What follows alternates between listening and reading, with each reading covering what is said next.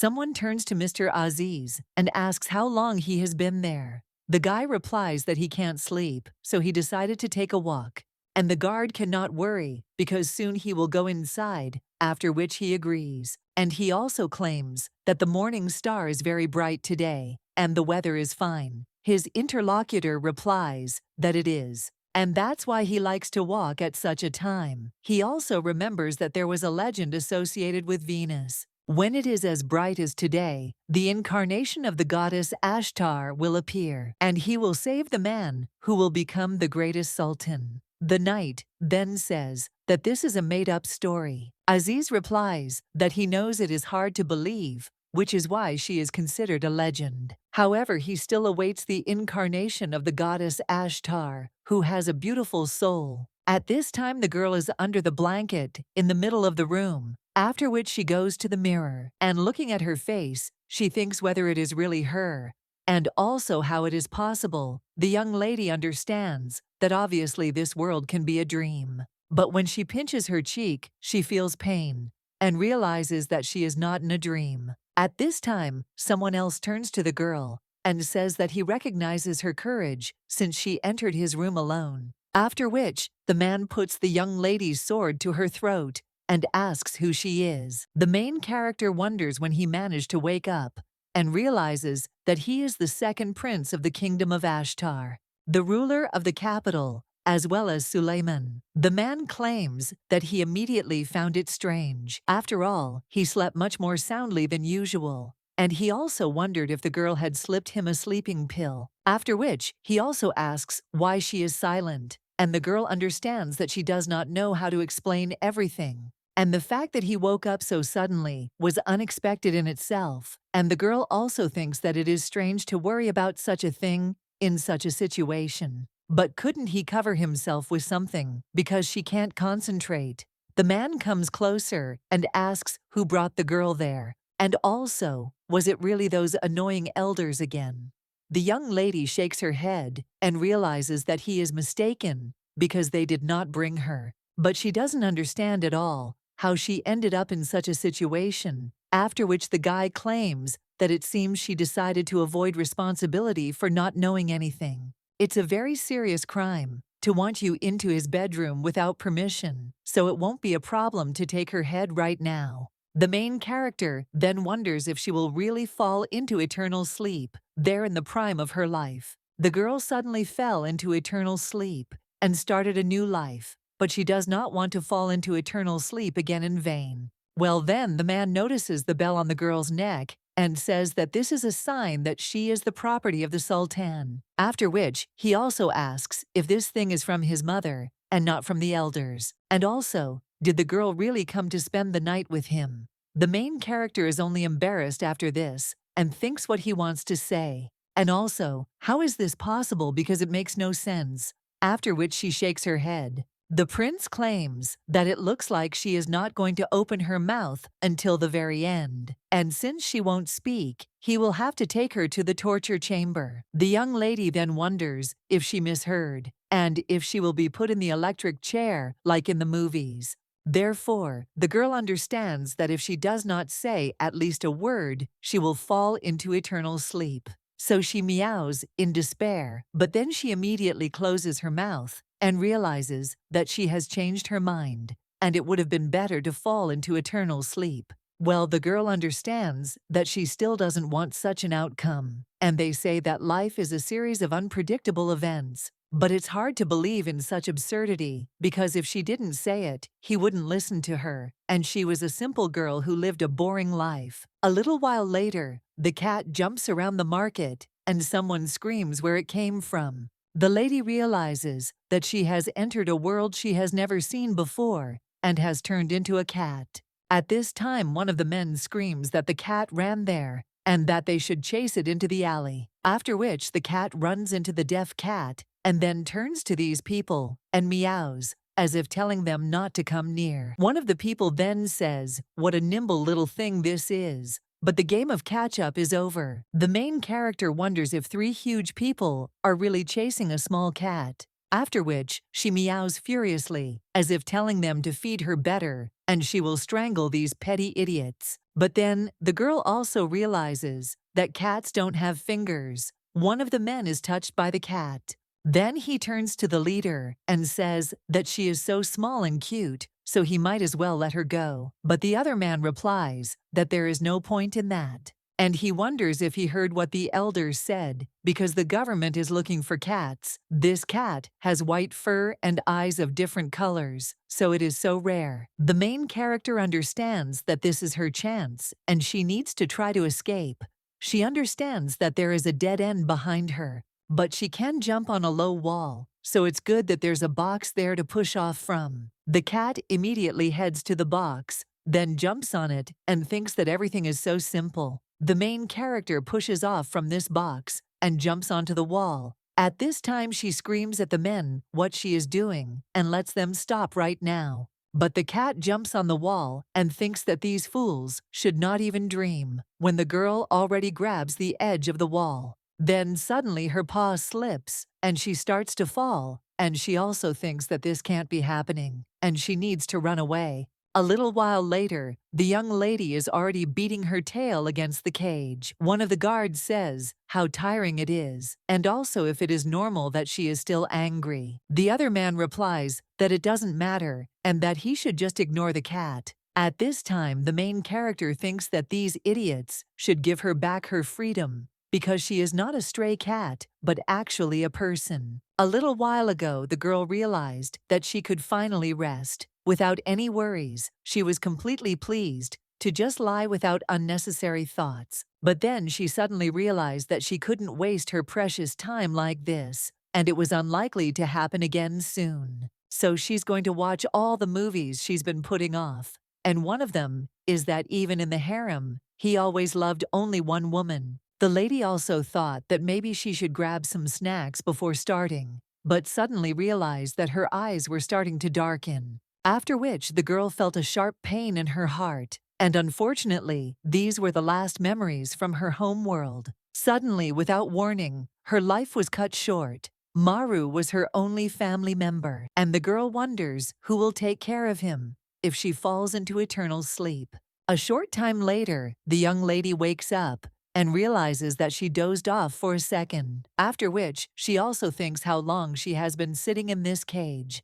Lady understands that all she can hear around her is howling and other cats. They drowned out Maru's crying, whose voice rang in her head, and it seemed that after falling into eternal sleep, the girl found herself in some kind of fictitious story, and also received the body of a fragile kitten. Living on the street for the last 2 weeks was very difficult. And maybe this prison is a little safer. Well, then the girl remembers the words of the leader of the people that the ruler is looking for a cat, and therefore they cannot miss such a chance. And she understands that she needs to try. The girl doesn't know what it's all about, but her life will be better if she's the Sultan's cat. Therefore, she understands that she can take a risk and make the ruler her servant, and will also live in wealth forever and fulfill his dream. A little while later, the girl wakes up from a delicious smell. She immediately gets up from her seat and realizes that such a smell can only mean that there is cooked meat nearby.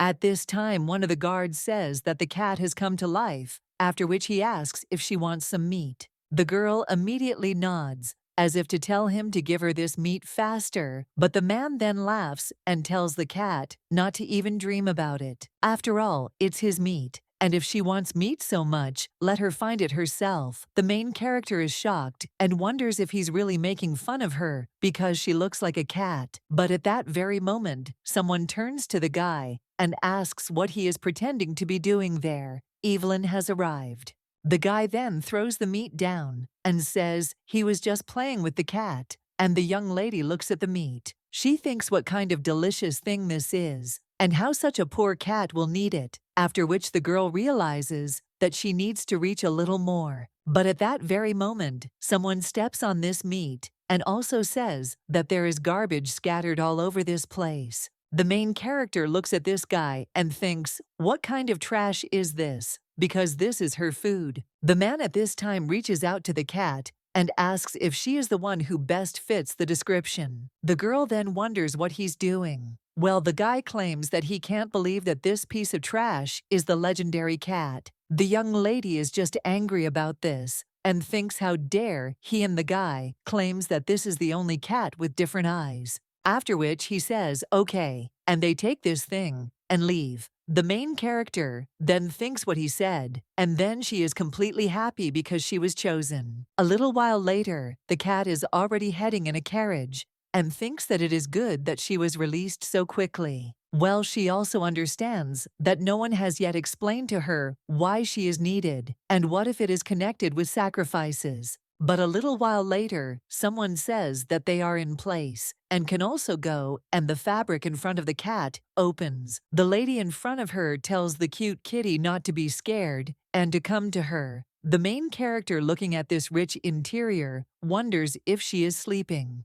The girl also understands that she cannot believe that she has come to such a place. She also sees a diamond on the column and wonders if this is the same red diamond, and they say that this is the most expensive stone. The maid then tells the cat to wait, but she only jumps off and then heads towards the column. And she understands that the place is good, but she doesn't know when she might be kicked out, so it's better to prepare. And if she takes one, then she will not have to worry about anything for the rest of her life. And she also needs to find a dory to take home. It may be long, but the girl understands that she will not return to the street, after which she prepares to jump. And then everyone jumps on him, but not high enough. And he realizes that unfortunately she is too small. After which the cat starts crawling down, and the maid says how cute it is. At this time, someone else says what an interesting cat from the prophecy is, and finally they meet.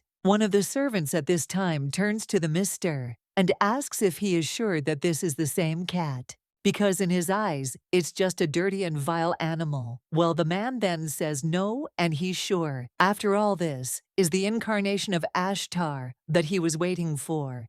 And this is the guardian goddess that will protect their new sultan. The guy also apologizes for introducing himself so late, after which he claims that his name is Aziz, and he is the priest of this palace. The guy claims that he was waiting for the cat from the prophecy, or better yet, a foreigner. The guy also claims that they don't talk about things like that on the street, so he suggests going inside. And the main character wonders if this guy really knows that she is human and what is going on. A short time later, the man places the cat on a soft pillow and claims that there is a legend in their kingdom. After all, a long time ago, the country was plunged into a long drought, and all the springs dried up. The streets were filled with sadness from the endless epidemic, and when all the sounds of life had almost died down, then the goddess of water took pity on the inhabitants of the kingdom that protected and also used her power and saved the country.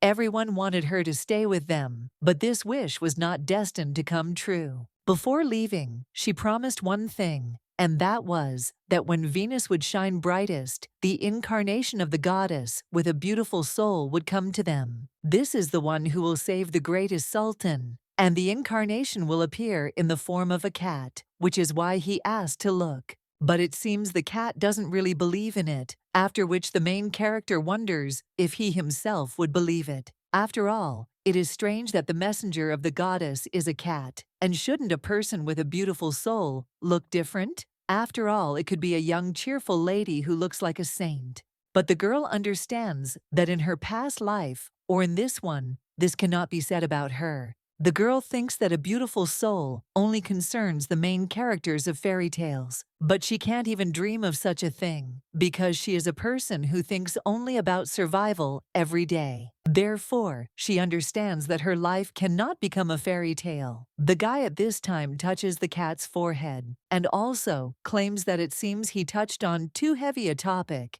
and although he has divine eyes to find the right soul, but he can't read minds. So let the cat not cry. The main character wonders if the stranger is trying to calm her down. It was just like her first meeting with Maru. He immediately showered her with his warmth, so the girl thinks she likes it. Aziz says how touching it is, after which he claims that it seems she trusted him a little. The young lady is only embarrassed and thinks that she doesn't know, but she needs to stop. And anyway, the conversation wasn't about that, but at that very moment the girl's stomach rumbles, and she thinks how shameful this is, and also why her stomach began to rumble right now. And of course, she was often hungry, but making such sounds was too much. Aziz claims that it was his mistake, because he had to fill her stomach first, after which the guy tells her to wait a minute. And a little while later, all the different dishes are brought to the table, and the man states that he hopes the dear cat will like it.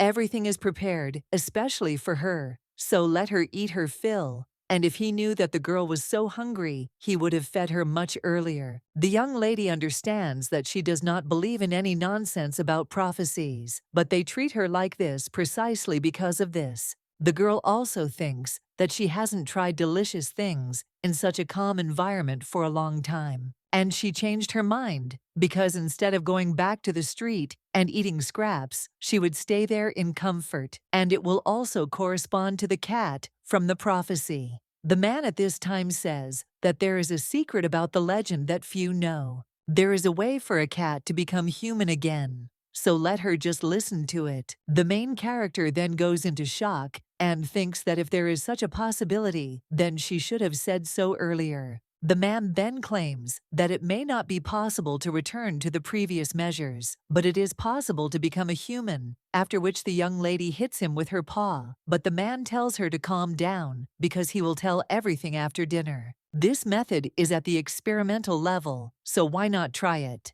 After which, he asks what she thinks, and the young lady seems to scream that this is not a choice between hot and cold water, because if she could become a person, she would even kiss his ugly face for this. The guy with a smile on his face says that he will take this as a positive answer, and then suggests going. The main character thinks and a little while later, she is already being bathed. One of the maids tells the cat to be patient for a little while, and the other asks if she really doesn't like it that much.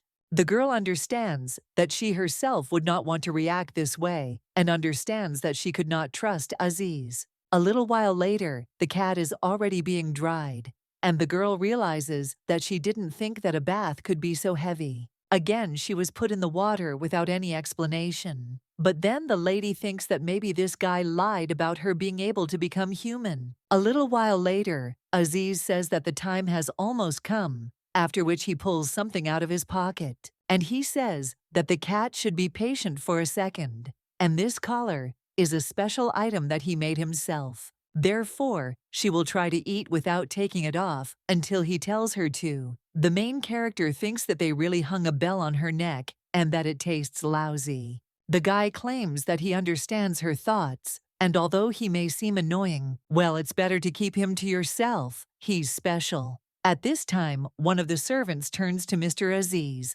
and the guy asks if everything is ready, to which his interlocutor replies that the preparations are finished. Aziz picks up the cat and says that this is great, and now they will go, because it is time to become a person. The main character wonders if he will keep his word, but when they head somewhere, the girl thinks what a strange place this is, and whether anyone lives there at all. Well, the girl also understands that she will not lose her chance, and a little while later, she understands that they have come, after which she also thinks that she is ready for anything. But when the door to the room opens, the lady thinks why it is so gloomy there. Aziz says that it looks like the cat is worried because she hasn't been to this place. He also brings the lady to some guy, and the girl thinks who else it is, but Aziz says that it is nothing, and she cannot worry. After all, this guy is still under the influence of sleeping pills, which is why the girl is shocked and thinks how this can be a trifle. The guy at this time extends it to the prince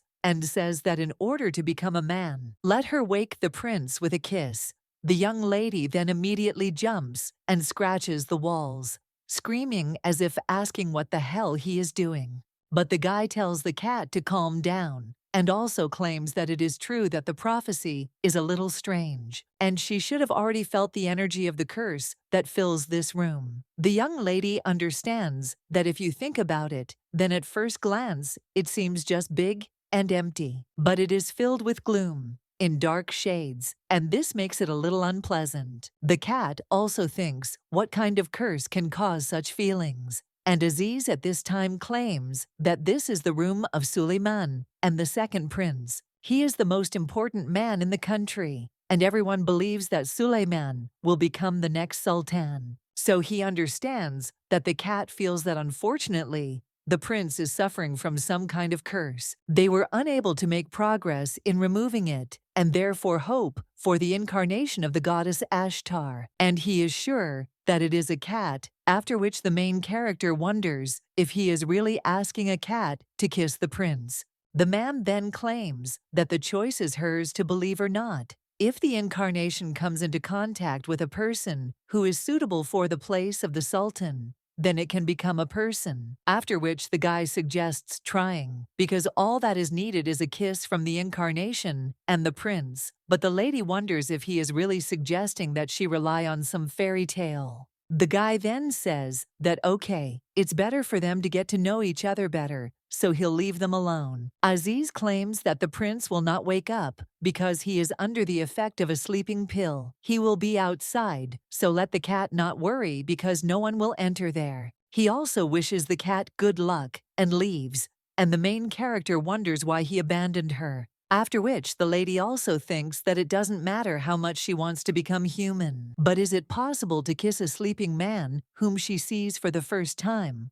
Although looking at his face, the girl thinks that it is possible. But then she thinks that she needs to come to her senses and finish everything quickly before he wakes up, and with such a face, you can put him on his knees. The girl also wonders if she really needs to just kiss him. But she realizes that she hasn't had that even in human form. However, she also understands that getting her normal battles back is more important, so the first kiss isn't that valuable. The cat also approaches the prince and thinks whether it is enough to close her eyes and touch, after which she is going to do so, but understands that she cannot. The main character thinks why, in a world with magic, it is necessary to kiss. Then the girl realizes that she needs to try to change the place, but still can't think of any. And after a while, she realizes that she is already at the limit, and she hasn't done anything yet and only wet the prince's face. The cat hasn't turned into a human yet either.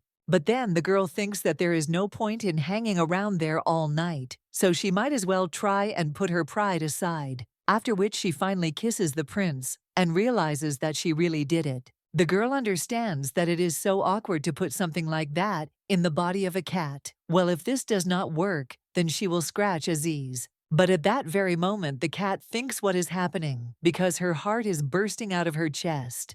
And she also feels so bad because she needs to call Aziz. Well then, she's just getting caught with the bed and the blanket, and also thinks that someone should help her. A little while later, the prince opens his eyes and thinks that he does not remember how he fell asleep.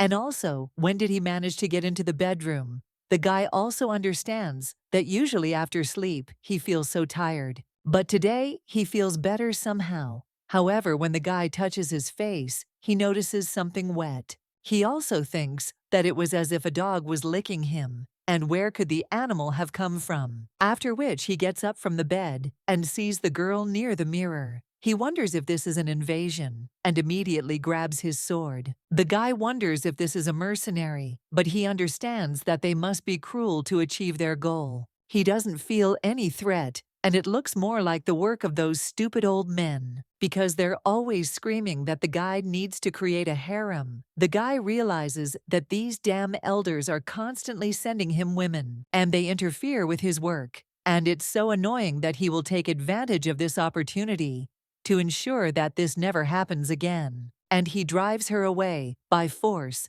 after which the guy presses the ball to the lady's throat and claims that he recognizes her courage since she entered his room alone, and also wonders who she is. A little while later, the girl is already meowing loudly, which surprises the prince, and the young lady thinks what to do in such a situation, because the only sound she could make was a cat sound. The prince understands that his head is already spinning from this, and he wonders why the girl is meowing, and whether she herself really doesn't understand anything. But if she is not guilty of anything, then what should he do at all? The main character at this time tries to make something besides meowing. Well, she can't do it, and the lady realizes that she can't speak human language. The man at this point puts his sword back into its sheath and says that it looks like she is not involved in this, but she still entered the royal bedroom without permission, so he has no choice and needs to hold her accountable, so let the lady answer his questions. The main character understands that she cannot answer,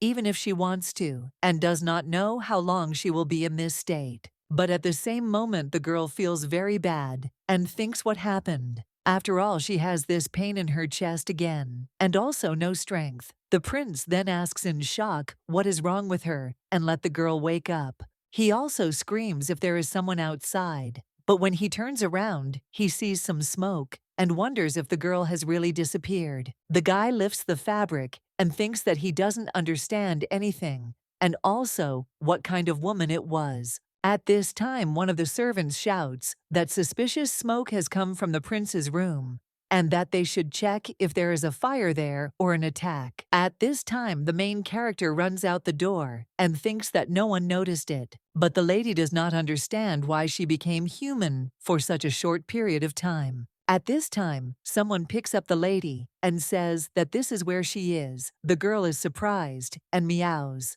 and Aziz says that it's lucky that the soldiers didn't notice anything. The young lady then bites the guy, and he thinks about what there is to be happy about, and also whether he wants to know what happened to her because of him. At this point, the guy says that it's so noisy there and suggests leaving before anything happens. He also asks how the meeting with the prince went and whether she turned into a human. The girl understands that this guy is not entirely right because there was little time and everything did not go very well, but she transformed into a human. However, the girl realizes that she is not going to say anything to this freak, after which she shakes her head as if denying it. And the guy asks if this is really true, and it's strange because he thought that everything would work out. But one attempt is not judged, and they will try another time. Aziz uses his power and says that the lady must be very tired, so let her sleep. The girl understands that she wanted to ask about a lot of things, but she really wants to sleep, after which the guy thanks the cat. A little while later, they are already heading through the garden, and the girl understands that a lot happened yesterday, but today everything is quiet. Her status was, it was hard to wander around in the form of a cat. At this time, the guy says that he understands that the cat is sleepy, but let her be patient, because the meeting will be short and there is nothing to worry about. The girl thinks that if this is some high-ranking person of the palace, then he should look something like this, but she doesn't understand why he liked it. The guy at this point says that he thinks she'll like their kitty, and then says that it looks like they made her wait. Aziz says that this is the most powerful and bright person in the country, the great harem sultana. The woman then opens her eyes and says that they are a little late. Aziz at this time greets the queen, after which he introduces the cat from the prophecy and says that it seems the lady wanted to see her, so he brought it. The main character realizes that she didn't think she would meet such a person, and she looks so young. The woman then approaches the guy and asks if this cat is really the embodiment of the goddess. The woman claims that the color of her eyes and fur all correspond to the legend. She is small and cute, like a white cloud. The main character thinks that everything is not as bad as she expected. And this woman has a beautiful face. The Queen of Cotton Wool claims in time that he will come soon, and they will discuss everything later. But this guy might be angry that a woman was brought into his room, be it a cat or a rattlesnake. Laughing at the future sultan is a sin that deserves execution. But Aziz says that he cannot be intimidated by such things, and he knows the sultan too well. He also tells the queen that this cat understands everything, so let her be more reserved, even if she jokes. The woman then only laughs and says what a nice friend the guy has found. She also asks if it is possible to take her instead of her son, to which the servant replies that this is impossible because she was given by heaven specifically for him. The woman claims that it would be a pity to give such a cutie to this cruel man. The main character wonders if she is talking about her son, and her face reminds her of someone. At this time, someone else approaches them, and the woman says that he really knows how to scare because he came right away as soon as I started talking about him. At this time, the guy asks what they were discussing behind his back, and the main character wonders if it was really the son they were talking about. This is the guy. The lady with red hair greets her only son, who is so difficult to meet, and also offers him some tea. But the young man only wonders if she still doesn't understand that he has been given a very difficult task by the Sultan, to which the woman replies that she cannot help with this. After which the guy claims that he doesn't expect anything because he is constantly busy with work. After which he also points to the cat and asks what kind of ball of wool it is. The young lady thinks that he should pretend not to notice because she doesn't want to date him, and how ignorant it is to call such a cute creature a ball of fur. Well, the girl understands that he saw her in human form, so it turns out there is no need to worry. The cat looks at the prince, and he realizes that now she is looking at him and smiling suspiciously. He also claims that he has to ask a question before their tea party, after which he says that there was a commotion in the palace last night. The woman replies that she knows, and the chamberlain approached her with such a thoughtful face. After this, the prince says that a woman came into his bedroom, and the main character is completely shocked and thinks that she doesn't even know who it could have been. The guy then says that he thinks his mother should be aware, after which the woman smiles and asks if he is talking about a woman, and also to be interested if Suleiman wants her. He said that he brought her himself, her to his bedroom, which only made the guy angry. And the lady with red hair apologizes and also claims that she had nothing to do with it. The guy says it's clear and she won't say anything more. He also claims that it's rare to see a priest at their tea party, and she asks if he wants to say something, after which the woman says that it is true, and he has interesting news for the guy. After all, the creature he called a ball of fur would be officially accepted among them, so let him treat it with respect. Every heir must have a cat, and this one was very difficult to find because it is prophetic, so it will be very useful to him. The guy asks if he is not talking about this legend again, and he doesn't want to seem biased, but is it worth paying attention to such nonsense? But the priest tells the prince that it is not only about the content of the prophecy, because there have always been cats with the sultans, and if the prince keeps her with him, then this will become another support for his power. The guy claims that he can defend the right to the throne on his own, but then a number of people wonder if he feels better. The guy replies that it is true and asks how he knows about it. Well, the man claims that the cat came to him for a while last night.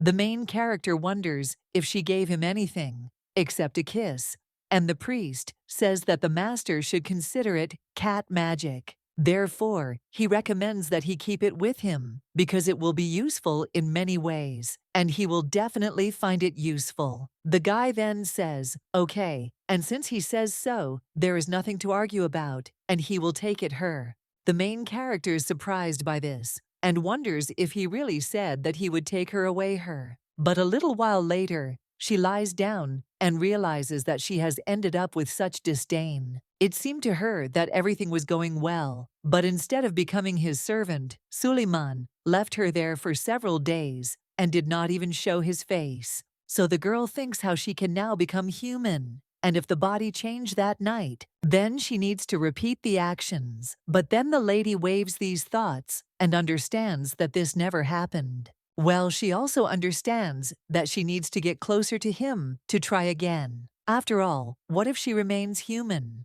But at that very moment, the main character of the game does not notice how someone is staring at her, and then she jumps up screaming for the girl not to scare her. The lady only smiles and claims that she was watching the cat playing and couldn't do anything about it. She also claims that she can't believe that the cat was put in such a depressing place, and although she sees her every day, it's more like a dream. The young lady realizes that this girl's name is Aaron. A little while ago, she claimed that her older brother was so busy, and she couldn't meet him because there were no other people her age there. Therefore, the cat is like a friend to her and let her take care of her. The girl understands that the maid told her this on their first meeting. She is younger than her, so the cat thinks that she will consider her her little sister. Aaron takes care of her, and she shines so much when she sees a cat. The main character thinks that they have similar characters, so she's a little worried about her.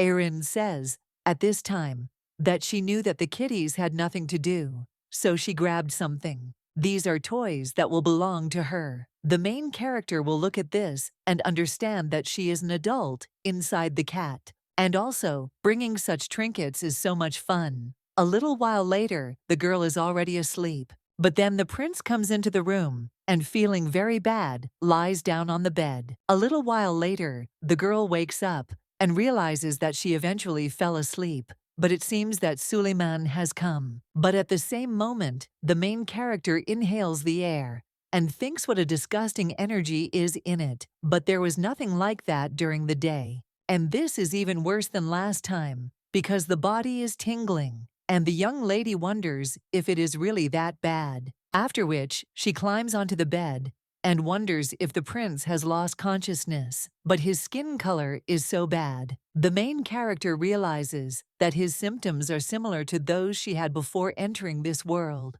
She also remembers that Suleiman suffered from a curse from early childhood, after which she mentally asks him to wake up and not give up. The girl understands that it is not to say that he is a good person, but she cannot allow him to fall into eternal sleep. Then the young lady tries to remove the black thing, and when she touches the guy's body with her paws, it seems to heal, and the young lady screams that he cannot fall into eternal sleep. When she finishes doing this, the guy still doesn't wake up, and the girl understands that she can try again. After which, she again hits him on the chest with her paws. And when she looks at his face, she thinks whether she really managed to suppress the curse. But he felt better when she was around, and apparently, it was the curse that caused the pain and suffering. At the same moment, the main character begins to feel bad and realizes that her body is falling apart, after which she falls on the bed.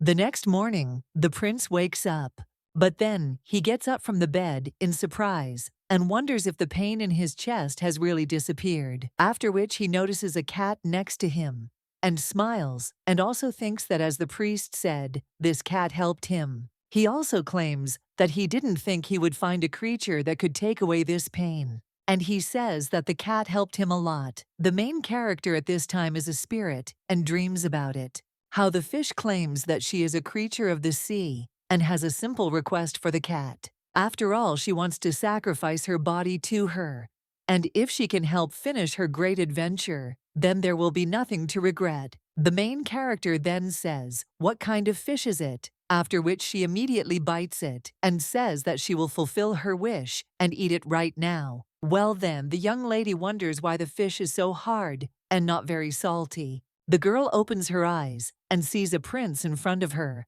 after which she screams. The guy tells her not to panic so much and claims that she was sleeping and biting his hand, so he asks if she will pretend that it didn't happen. After which, he also says what a disappointment this is, and the main character looks at his hand and thinks whether she really did this seriously. At this time, the guy says that he will not give her to anyone else, and now the cat will belong to him. The main character wonders if he is talking about her and why his relationship has changed so much. A little while later, the maid is already holding the dress in her hands and asks if it's not cute since she bought it as soon as she had the budget. The main character just meows as if to say that it looks uncomfortable and why wear it. But the maid replies that the ruler's inauguration ceremony is coming soon, so they must show her nobility and beauty. The main character realizes that sometimes Aaron answers as if he understands every word she says. The girl at this time says that they can start with this outfit. She also tells the cat to wait a minute because she is almost finished. A little while later, the main character is already dressed in a dress, and the maid says, "What a sweet and gentle cat, she is full of nobility." The main character thinks about what kind of nobility she is talking about, and Aaron claims that the cat has never dressed before, so she suggests that I sit in the room, and we need to take her to a beautiful place. A little while later, they find themselves in the garden, And the maid claims that this is where she usually hides when people want to scold her and wanted to show her this place. After which she also tells the cat to wait there because she will make a beautiful wreath. The main character thinks about what she is talking about, and then she sees a bird in the bushes.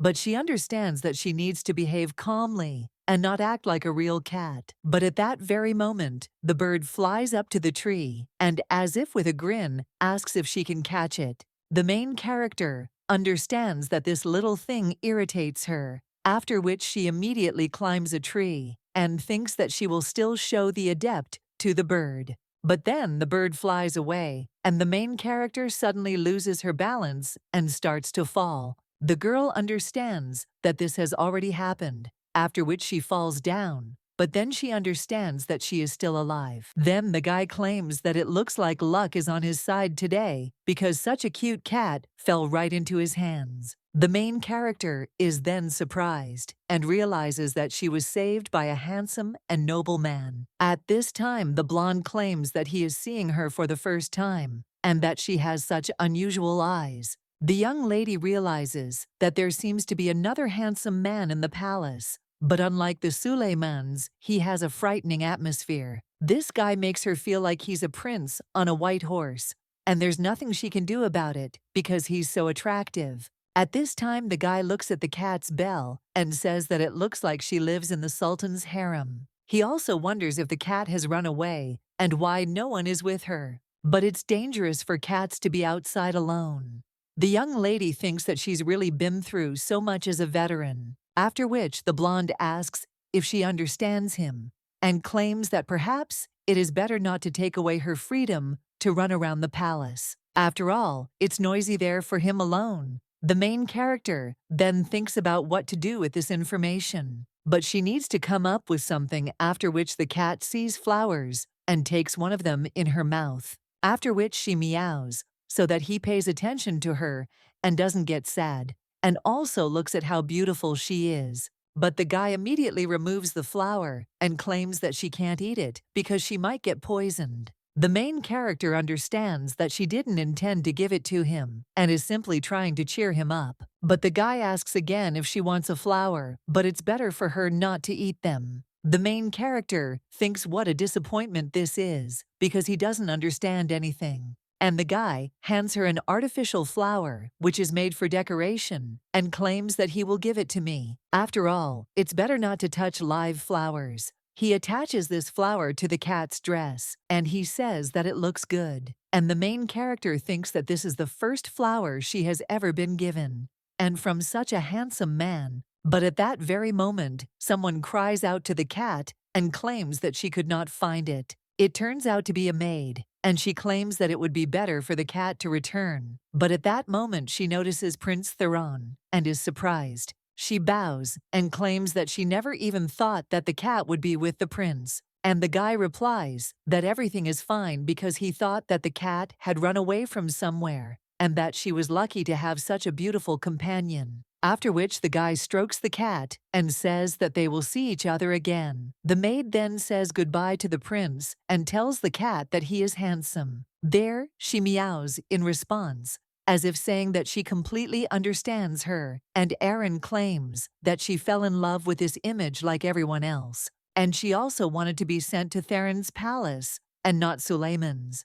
And although he is also good, he is scary. The main character understands that she understands her first impression of Suleimania, although he is also quite handsome. Well, then the young lady shakes her head and wonders what she is thinking about. The maid turns to the cat and asks if she really got this flower from Theron. She only meows, as if to answer yes, and the maid claims that it is very cute. Then Erin is about to say what it means in the language of flowers, but then he stops, and he says that nothing, and also let the cat not take the head. The main character understands that Theron should have known about this, but did not tell. A little while later, the girl is already sitting on the sofa and realizes that she is tired, but suddenly she feels someone's gaze on her and wonders what happened. After which she turns around and sees Suleiman. She also thinks why he is looking at her like that, but the girl thinks that it's okay and she'll just ignore him. But then the guy comes closer to her, and he puts his hand on it, which frightens the girl, and seems to ask what he wants from her. The guy at this time claims that it seems they feed her well because the cat used to be so thin. The main character thinks what these words mean, and does she really eat too much? After which, the brown-haired man picks up the cat in his arms and claims that the priest told him to stay as close to her as possible. And then the curse will become weaker. The young lady wonders if he is really talking about this, after which Suleiman claims that he is not finished with work, so let the cat sit there for a while, and the girl understands that this guy is annoying her. After which the prince also approaches her and plucks the flower from the swindler. He says that this flower is for decoration and asks if it bothers the cat. The girl only gets angry after this and thinks that this fool should return this flower to him because it is a gift from a handsome man. But Suleiman claims that even though this flower looks ordinary, but he doesn't have the best meaning, and he also doesn't know who is expecting his cat. But it is unlikely that this man did this with good intentions. The main character wonders why he is behaving so strangely. And this is a simple flower. The girl understands that they are helping her only because of the legend, and they treat her well only because she is the embodiment of the goddess, including Suleiman. The girl wonders if his behavior changed when she weakened the curse or because she became useful. But she also thinks about how long this will last, and that the prophecy that the story with the flower makes the girl feel like she is playing according to a scenario that others have come up with. A little while later, the girl has a dream in which Suleiman asks her if she is overeating because she has become plump. After this, the cat screams as if she is not fat, and this fur, and doesn't he see these muscles that are covered with thick fur, and he is so soft and silky. But then the girl feels something so soft and hard at the same time. After which, he wakes up on Suleiman's chest and screams in bewilderment. The guy wonders if she really chose breasts this time, and she is such a pervert. The main character is shocked by this. A little while later, the maid turns to the cat and shows her a chest of jewelry. She asks if she likes it, or if the cat wants to look at something else. The main character realizes that Aaron has been talking all morning, and her eyes are shining. A little while ago, the girl claimed that the inauguration was coming soon, and they had received gifts so they could take a look. The main character thinks that it's good, that at least she's happy. After which the maid says that it's better to take away what they won't need, and asks if the cat will wait there. The main character then meows,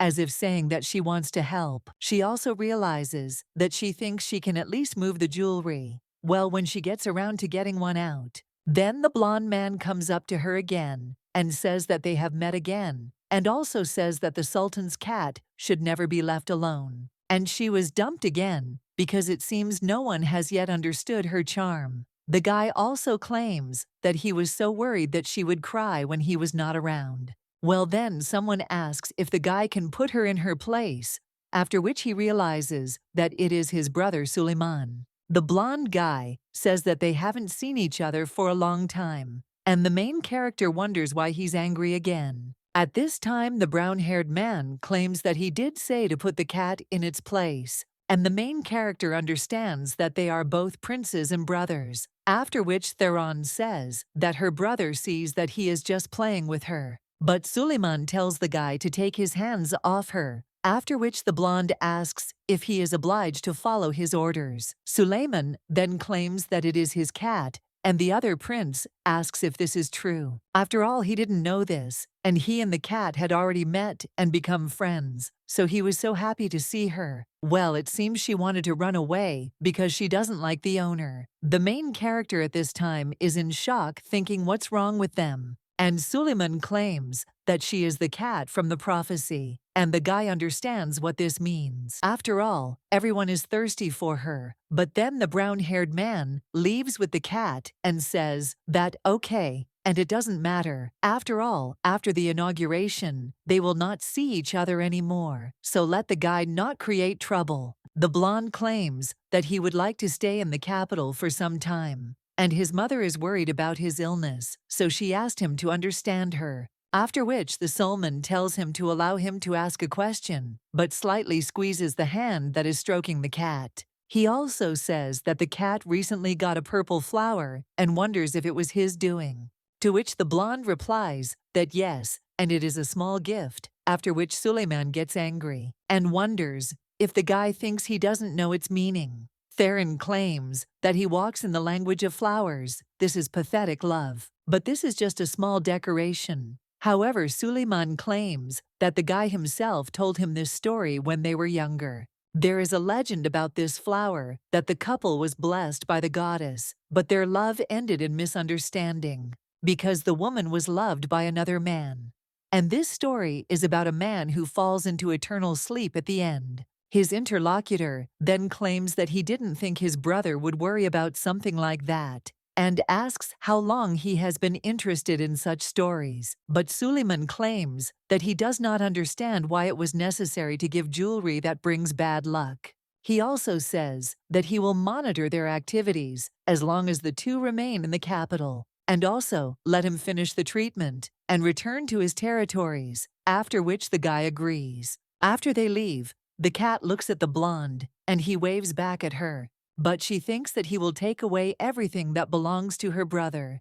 Even the cat. A little while later, the young lady goes further with Suleiman. She realizes that she is so afraid that she cannot say anything. At this time, the maid runs up to Prince Suleiman, and he asks where she went to, which the girl replies that she needed to take things to the warehouse. The prince then says that this is his cat, so let the maid take care of her, because he no longer wants to see her being hugged by someone else. Aaron then apologizes and claims that this will not happen again. And when the gentleman leaves, she asks who he was talking about. That same night, the main character sits on Suleiman's bed and wonders if he is really so upset that he is late today. Well, she also thinks, what if the curse hurts him again? But then the girl shakes her head and thinks why she even cares about him. After all, Suleiman suddenly came and started behaving like a child whose toy was taken away, and she doesn't worry about it. She's just waiting for his apology. The girl also thinks, will they really quarrel over such trifles? Well, then she thinks that it is unlikely that this is a prince, and he will not be jealous of something like this. Suleiman returns to his room when the girl is already asleep, after which he strokes her head, and he says that the cat sleeps peacefully and doesn't even suspect how those around her feel. But he felt so bad when he saw her with that guy, but she doesn't understand it. The next day, the main character is already sitting in jewelry, and the maid is clutching her head, and she screams that the inauguration ceremony is tomorrow, and she still hasn't chosen a cat outfit. Another guy claims that he thinks they all look the same, but Aaron snatches the outfit out of his hands and asks what her brother understands and let him help silently. The guy then approaches the cat, and he asks if this is really the dirty creature he brought. Well, his sister immediately hits him on the head and asks what other dirty, and also let him not say bad things about this beauty. The main character understands that she cannot believe that they are brother and sister. At this time, the girl tells her brother to keep his mouth shut in front of her, because this is the prince's precious cat. The main character suddenly remembers how Suleiman told the maid to take care of her, but then she wonders why she remembered that. The young lady thinks that Suleiman began to avoid her on that occasion and does not understand what she did wrong. At this time, someone else comes into the room and says that these two are so energetic, after which they see that it is Prince Suleiman. Well, the man says that it is already late, so let them go to their place. The guy also tells the kitty that he hasn't seen her awake for a long time, and the young lady thinks that he shouldn't say that she sleeps all day long. And of course, she sleeps more than usual, but she is a cat. The guy at this time says that she wags her tail, and he wonders if it's because she's in a bad mood. The main character thinks that it seems like he's learned to understand her signs a little, after which Suleiman sits down next to her and claims that he too has had a lot of problems in recent days. Someone doesn't leave his head even while he's working. and the main character wonders if he's talking about love affairs. After which, the guy claims that another man hugged her, and he can't stand even the thought of it. The main character wonders if he's seriously talking about what floor to the woman. A Suleiman claims that he is surprised because he has never felt this way before. The young lady then places her paw on his hand and meows, as if to say that love is always like this. The brunette asks if she is trying to comfort him, after which the main character thinks that she usually doesn't do that, and jumps on his lap, and also thinks that only this time. The guy at this time thinks that this way you can go crazy, because his little cat is so cute. He treated her so badly, but she still helps and comforts him. But he wouldn't do that in her place. After that, the girl strokes his hand, but thinks why he stopped, because she likes it so much when she is stroked. Well then, the girl notices Suleiman's cold gaze on her, and he claims that it is pleasant, after which he asks if she did the same with him. The young lady then thinks what is wrong with him, and she doesn't even know what to do. A little while later, someone tells the girl to wake up, and when the lady opens her eyes, then she gets up and asks what time it is, but looking at her hands, she realizes that she is in a human body.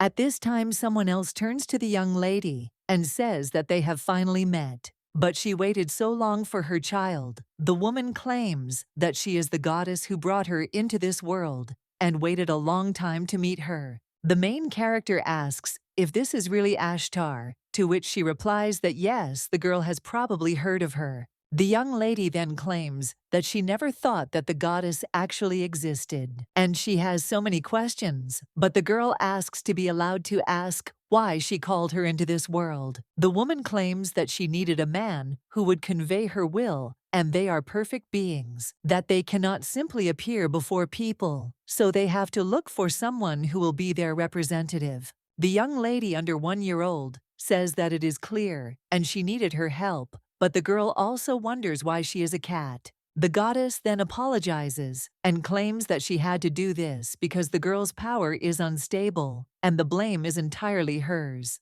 The young lady then wonders why she is now in human form, but the goddess replies that this is a world created by her power, and one can be there in the original form. The girl will also be able to adopt and use her power, after which the main character thinks about what she is talking about. And the woman asks if she sees the fountain, because if so, then let her try to extract water from it. The young lady asks what this means, after which the woman replies that she is the goddess of water and of the stars. Naturally, her incarnation can use this power. Then the lady will feel the energy of water and become one with it. That will reveal her full potential. The main character thinks that it is easy to talk about it, but still does not understand. What should she do anyway? Ashtar tells the girl to close her eyes and stretch out her arms, after which she understands that she has nothing to lose anyway, and does so. The woman tells the girl to feel the energy that flows in her body, and also asks the water to respond to the call, and let him never doubt but believe in this power.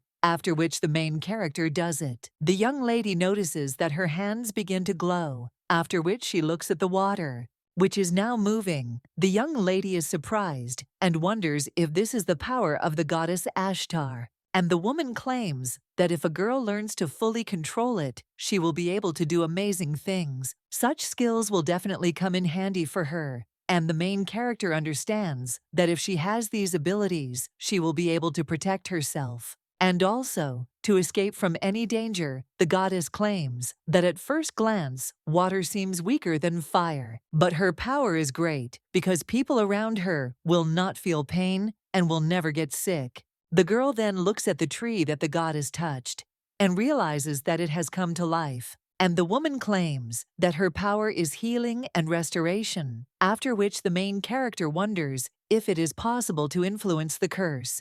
But the goddess claims that if another god interferes, it could lead to undesirable consequences. The girl claims that then perhaps the world will be better off without her. But the goddess suggests that she not despair because this is not so. The woman also understands that time is running out and claims that she was glad to meet the lady, but she will have to let her go. The main character is surprised by this, and the woman claims that soon the person next to her will be in danger, the one who shares the same fate with her, and they need each other. The young lady remembers the Sultan, and in shock, she wonders if he is really her destiny. But the goddess puts her hand on the girl's head, and she claims that in the future, not the most pleasant things will await her. But if she can overcome everything, she will get the life she so wanted. Therefore, let her never give up. And the main character wonders if this is a prophecy. The woman replies that yes, we are talking about a promise that she made even before becoming a goddess, because the flow of fate cannot be changed so easily. The main character then says that she doesn't believe in prophecy or fate, after which the woman says that this will do too. He also wishes her luck and states that he cannot fully reveal his power to the world, but will give her a small gift, after which the young lady is surprised and screams that there are still a lot of questions. But the main character only says that they will see the child again with a pure soul, after which the girl wakes up. The girl thinks what kind of dream it was, then looks at herself and screams that she has returned to human form and can speak. Well, when she turns around, she wonders if this really means that she slept with a man in the same bed. The girl also thinks about how long it all took and how long the dream lasted, after which the lady looks at her hand and thinks what kind of power the goddess gave her. The main character remembers how she did it and then tries to do the same in the real world, but she fails.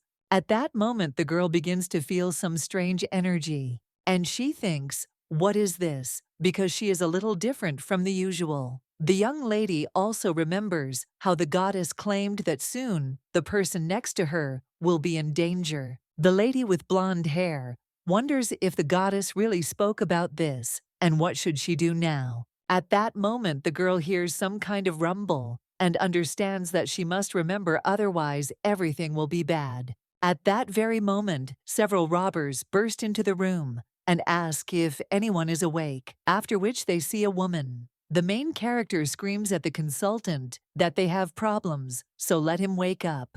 But looking at the man, she thinks how untimely this is, and the goddess spoke about this danger. One of the assassins claims that this is strange, and he was not warned about this. But then another one screams that they will deal with this girl first, after which they throw a dagger at her. The main character dodges, and looking at the weapon that almost pierced her, she understands that if she had not had time to react, everything would have been very bad. One of the assassins claims that he was lucky once, but there won't be a second time. Hey, the girl understands that she thinks so too. After which the men head towards her, and one of them cries out that there is little time, so they need to put both of them into eternal sleep at once. The main character runs there to the Sultan and tries to protect him, realizing that they cannot fall into eternal sleep like this. She also remembers the words of the goddess that water seems weaker than fire, but in fact, it is a great power.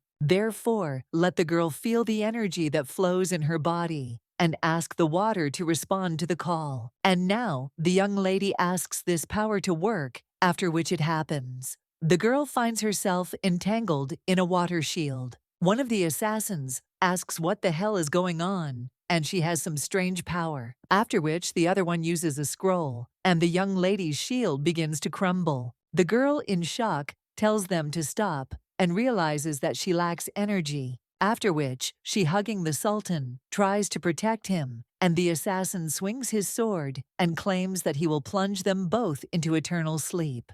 Well, at that very moment, the prince parries this blow, and she asks where these rats came from. One of them claims that he will not respond and strikes again, but the prince deftly parries it. The main character thinks how this is possible and understands that she must concentrate in order to help and do at least something. At this time, the man says that the assassins have good skills and sent them to inquire too. But then, one of them screams that if he was going to tell, he wouldn't have come there at all, after which he strikes again. And when the prince tries to defend himself, he realizes that there is something else in front of his hands. It turns out to be a shield from a young lady.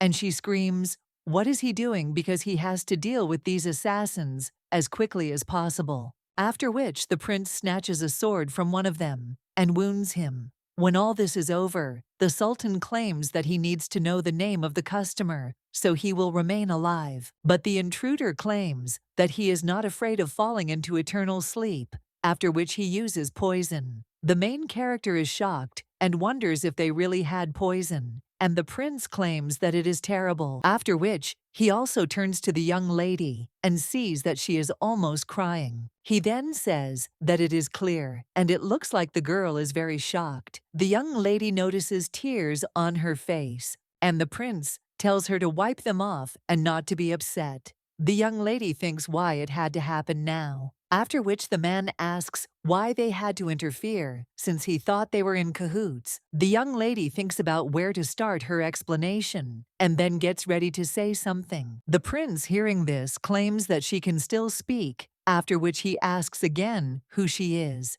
And the young lady realizes that she is the cat who slept with him in the same bed. But then he thinks she can't say that. The man claims he thought his mother sent it to him, so he was looking for information. But no one saw such a girl in the palace, after which the young lady claims that she did nothing wrong. The prince replies that the investigation will show them this, but she saved his life, so he would not want to turn her in. He also approaches the girl and asks her to tell him who the employer is, because he will help, after which the girl once again makes up a lie and claims that she is a cat and no one hired her. At this time, someone else knocks on the door and asks if everything is okay. The Sultan claims that this time these useless ones came earlier. He then grabs the girl's hand and puts her in the closet. The man claims that they will put her to eternal sleep if they see her, so let the lady stay inside. The main character is then about to answer no, but the prince only whispers for her to be quiet. And also, wait there, because he will be back soon. A little while later, the emperor is in his office and tells the guy to come in. Brother Aaron claims that he came with information because firstly the assassins had an escape route planned out. One of the servants betrayed them and sprayed sleeping gas, but all those involved were found already dead. The emperor asks if that's really the case, to which the guy replies that it would be hard to find evidence, and there are almost no traces left. Everything was cleaned up, and the only clue is the poison in the assassins' mouths. Strangely enough, it looks like an ordinary stone. The Sultan then realizes that this is not just a stone, but an artifact, and not everyone can get such a thing in the palace. So it is obvious that Theron and Roxolana arranged everything. The man then states that he leaves further investigation to him, and the guy replies that he understands. The prince also realizes that an attempt was made on his life the day before the inauguration, and they have the audacity to attack him right in the palace.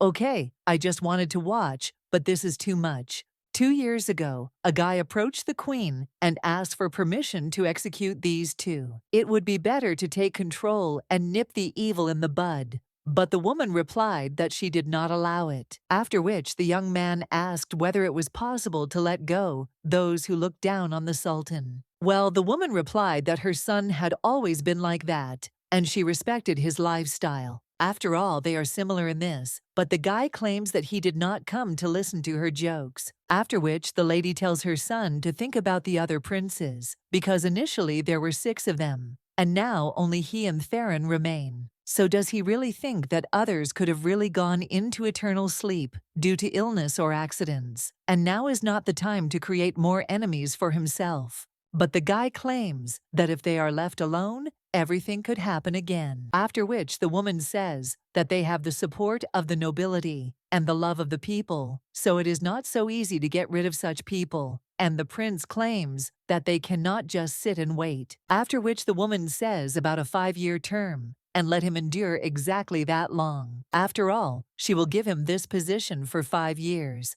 Now the man understands that 2 years have already passed, and all this time he was like a dog on a leash, so he thinks it's better to wait for the right moment. The guy also gets up from his seat and realizes that his brother probably has connections inside the palace, after which he tells the guy to continue surveillance and report everything. The prince realizes that he cannot believe that the training he has undergone since childhood has been useless, but thanks to it, he remained conscious. It was a dangerous situation, and he couldn't move. And he only saved you because someone kept calling him. The main character asked Suleiman to wake up, and then one of the assassins claimed that there was little time, so they both needed to be put into eternal sleep. But the young lady screamed no, and then used her power. One of them asked what it was, and Suleiman, opening his eyes, realized that it was this girl again, and also thought why she tried to protect him when she herself was in danger. And how could such a phylum end up in her weak body? So he couldn't believe it. He hid it intuitively when the guards came, or even last time his action was not normal behavior. But he doesn't know why he did it. The guy understands that he wanted to see her again when the girl disappeared, and wanted to know why she did it. When the guy enters the room, he realizes that he forgot to order it to be cleaned. He also realizes that there are clothes in the closet, but the nights are cold now. After which, the man approaches the closet and wonders whether the girl has guessed or is shivering from the cold. After which he reaches out to the closet, but thinks about what he is afraid of and why he cannot find the words. The guy also thinks that the young lady friend has run away, after which he opens the closet. However, he sees only a cat there and wonders if this girl has disappeared again. After which the guy thinks what he expected, and where did she go? Only the cat remains, but she's so nasty, she's just sleeping while so much is happening around her. The next morning, the young lady wakes up and wonders if she is in the closet, but she was definitely there before she fell asleep. The girl understands that there was a mess in the room, of which there is now no trace left, so she wonders if she dreamed it all. Well, it felt too real to be a dream. After which the young lady looks at the clothes lying nearby and thinks, if this is really true. At this time, the Sultan turns to her and claims that it looks like the cat had a good night's sleep. The main character realizes that this is Suleiman's voice, after which she turns to him and wonders how long he has been there. At this time, the guy grabs the cat by the skin and asks where she is going. And he also tells the cat to look him in the eyes, and she is very much at fault, no matter how you look at it. The main character thinks that it is dangerous, and has he guessed something? Well, she claims to men that such eyes are the only ones of their kind, and she always appears where this girl disappears. The main character thinks that Suleiman should not bring her so close, because she could touch his lips, and the man at this time says that she means. The young lady thinks that he should stop, after which someone addresses the prince and claims that it is time to get ready. The man gets out of bed and claims that he is coming, and the main character thinks that it was close, and she can't let herself be revealed yet, because if everything continues like this, she'll have a hard time. After the girl notices the prince's gaze on her, she understands that he scared her, but it looked as if he understood her intention. At this time, the servant turns to the prince and says that the others are waiting, so let him go, to which he agrees. And the young lady understands that she almost got caught, and it is better to talk to Aziz as soon as possible. At this time, the maid wishes the cat good morning and asks how she feels. The main character thinks that it looks like Erin was really tired yesterday, and it's even scary to look at her eyes. The maid at this time claims that she went out to let the cat rest, but she has little time. And first, she offers to choose clothes. The young lady meows, as if wondering why. The girl asks if the cat doesn't understand why she's doing this, after which she claims that today is the coronation of Prince Suleiman. A little while later, the girl is already near Suleiman and understands that the atmosphere is more serious than she imagined, but still solemn. And in this guy's place, she would be very nervous. The girl understands that it is great to see Suleiman like this sometimes, and the man who is conducting the ceremony asks at this time to allow himself to be congratulated on becoming the new Sultan. And may the gods be with them and their lands. A short time later, the man sits on the throne. The guests say that today is such a good day that they wish that the goddess Ashtar would always be with the Sultan. He thanks them and realizes that naturally the lady is not there. He thinks about the girl who disappeared. After all, the prince had looked for her everywhere, but had failed. But at least one person in the palace had to have seen her. The only connection that exists is this cat. And at this time, people pay attention to it and also ask if this is the same cat that everyone was talking about. And she's so stunning. The man realizes that he knows it sounds stupid, but how can they be related when this girl had a similar choker on? And in general, there are some common features. It is a mystical atmosphere and a scared but firm attitude, and that she remains where that girl disappears. A little while later, the main character realizes that she is so tired, and it seems that Sulaiman has some bad thoughts about her. The maid asks if the cat is okay, and the girl wonders why he was so angry this morning, and why he was staring at her since last night.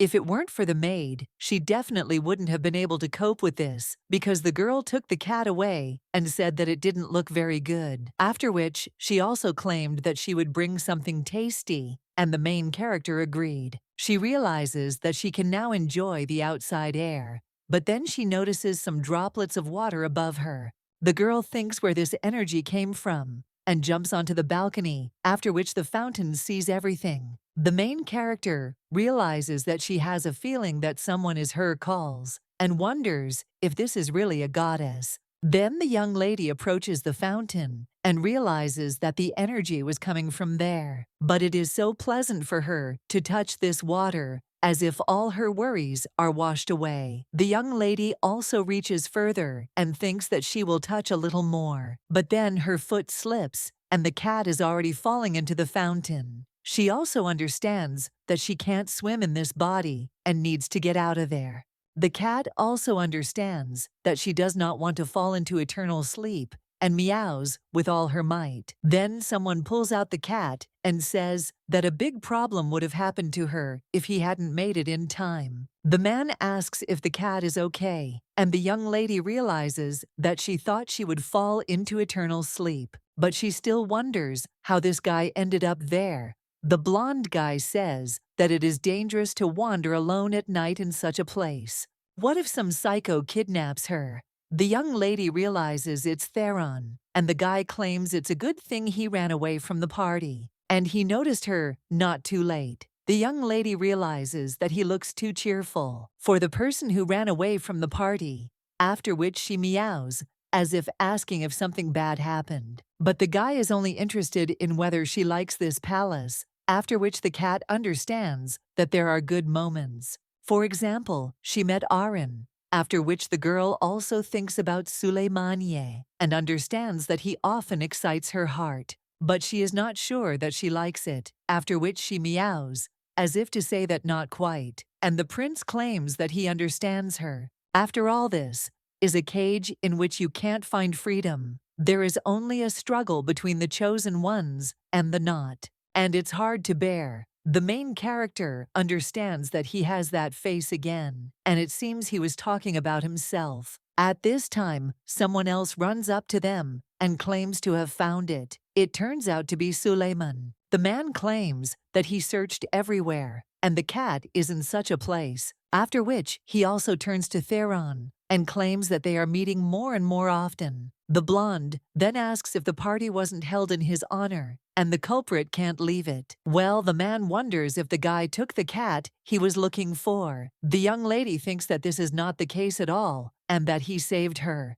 The blonde then claims that he found the cat when she was drowning in a fountain and was lucky to save her in time. The main character, looking at the Sultan, is a little surprised and wonders if he was worried because she disappeared. At this time, the blonde says that his brother had better be careful, otherwise he will easily lose his precious kitty. Suleiman then says that it is none of his business, but the blonde claims that the cat is so poor that she hasn't even received a name. However, his interlocutor tells the guy to stop talking nonsense, and the blonde claims that maybe she ran away precisely because of this attitude, after which the Sultan takes the cat and also says that Theron should not attract his attention with such things anymore, and he is smart, so he understands what he is talking about. The blonde then says that he will go, since his brother is so uncomfortable. The main character wonders if they will return to the party, but realizes that the entrance is on the other side. After which, the girl also wonders if he was really going to scold her for trying to escape, which did not happen. The man claims he's been thinking about it all day, about her and that girl, because they never appeared in the same place at the same time. They also have unique eye colors and the Sultan's mark on their necks. So he's trying to say that if his guess is correct, he'll be able to see this girl when he kisses the cat. And it will take a second, so let her not run away. The main character is surprised by this, but the Sultan immediately brings her closer to his lips. The girl then thinks why she is shaking so much, and she is not even a person now, after which she transforms into her human form. Sultan claims that as he thought it is she. The young lady then says yes, and the Sultan wants to address her. Well, he doesn't know how, and is interested. Address her, and the young lady realizes that he seems to be hurt by Theron's words. The girl claims that she has no name that could be used there, and in her thoughts, she adds that she only has what the director of the orphanage gave her in her past life. And then the Sultan asks, what about Ishtar? Would this name suit her? It means child of the goddess Ashtar, and if the girl really is her embodiment, then this name will be suitable. The main character wonders if she is a child. Ashtar then says that this is not bad. Well, she still tells the prince that she almost forgot, and suggests that he go inside since she has almost no clothes on. The guy is embarrassed by this, and the main character wonders if it will be difficult to go somewhere dressed like this. At this time, someone else comes up to them and asks to let them help with this. This guy also says that it is good that he found them, and the main character understands that it is Aziz, and claims that he was right, after which she apologizes for the fact that she did not believe him right away. At this time, he is silent for a while, and the young lady thinks that this is with him, after which he even gets down on his knees, and he claims that he who is a follower of the goddess Ashtar welcomes them. She also claims that the energy has become clearer, and that she is definitely the embodiment of the goddess of water. The main character then asks what he is doing, and suggests that the guy go up.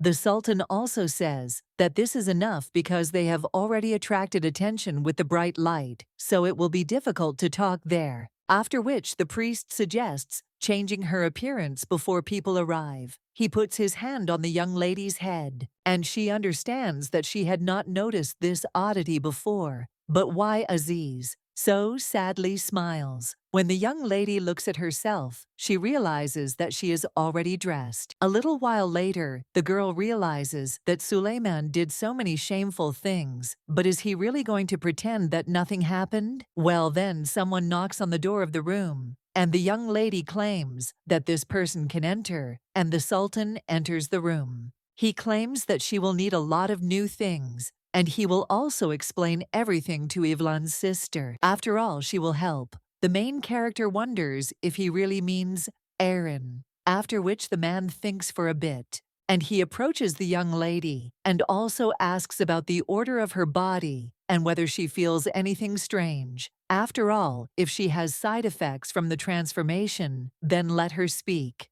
The main character wonders why he is so kind today, but she understands that recently she was in so much pain that she even fell out of bed. But after receiving the power of the goddess, everything was fine. So the girl claims that she thinks everything is in order, and the man says that it is good. And the priest will also help, because he wants to help adapt to life in the palace. The main character then whispers that she was so tired of studying when she was preparing for the entrance exams. The Sultan asks what she is talking about, after which the young lady says that nothing and she will try, so let him take care of her. The man claims that they don't have time now, so they'll discuss the rest another time. The main character realizes that he left in the middle of the ceremony, after which he says that they will see each other later, which makes the brown-haired man a little embarrassed, after which he says that he will see her, And when he leaves, the young lady wonders what kind of look that was. A little while later, someone addresses the cat, but then changes and addresses her as a lady. And he tells her to wake up, after which the main character realizes that she decided to take a nap. But she didn't think that anyone would come. The maid at this time wonders if she is that very cat. After which the main character ruffles her hair so that it looks normal. And she replies that it was the maid who took care of her. The young lady also turns to the errands and asks if she will help her, as she did before. But the girl is surprised by this and wonders if she can touch the incarnation of the goddess. The main character tells the girl to call her Ishtar, and the maid claims that it is such a beautiful name. And she also hopes that they will get along. After which the main character says that yes and let Aaron take care of her. The girl also wondered if she could take a walk because the flower garden looked very beautiful. But the maid then says that she thinks the mistress is attracting too much attention. And she won't say anything about the Western Empire, but they have such an appearance, it's rare. After which the maid takes something out of the chest of drawers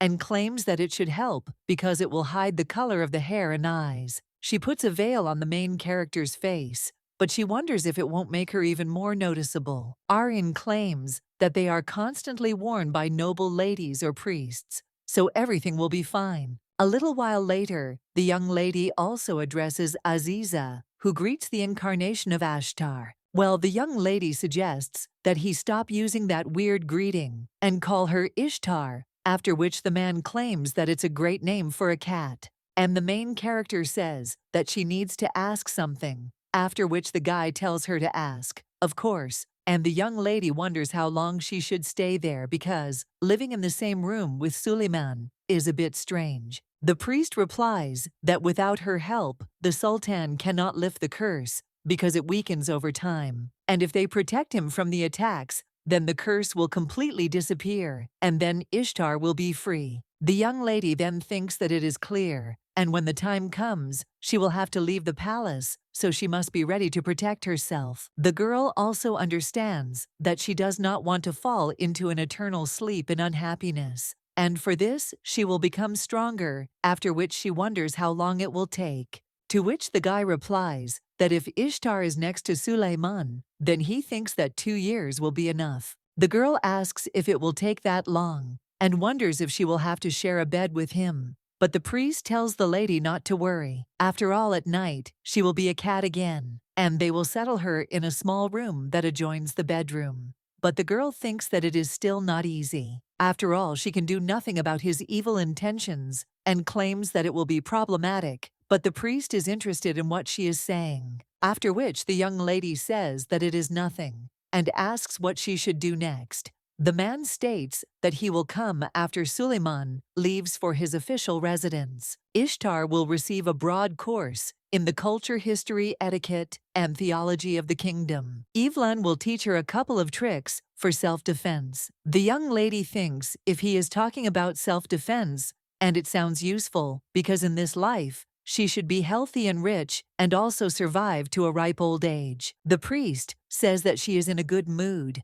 and asks if she should start today's lesson. After a while, the girl thinks that this is so complicated, and this guy is so different from her usual self, and he also has Spartan methods, so the girl wonders if he is trying to intimidate her on purpose. Well, as the lady moves on, someone says that it seems to be her. One of the maids asks what kind of tricks this woman used to melt the prince's heart. The other says that she has heard that he has been staying in the bedroom for a long time since she arrived. And they also gave her the next room. So just think about it. Does this girl really want to squeeze into the harem? Aaron then says that Lady Ishtar was not paying attention. But the young lady thinks that usually she would have done so, but not this time. After all, such words cannot be ignored. After which the girl says what an interesting story this is, and one of the maids asks what the lady wants. The main character claims that they spoke specifically so that she could hear and she wants to thank them. Well then, one of the maids asks what they're talking about, because they were just cleaning.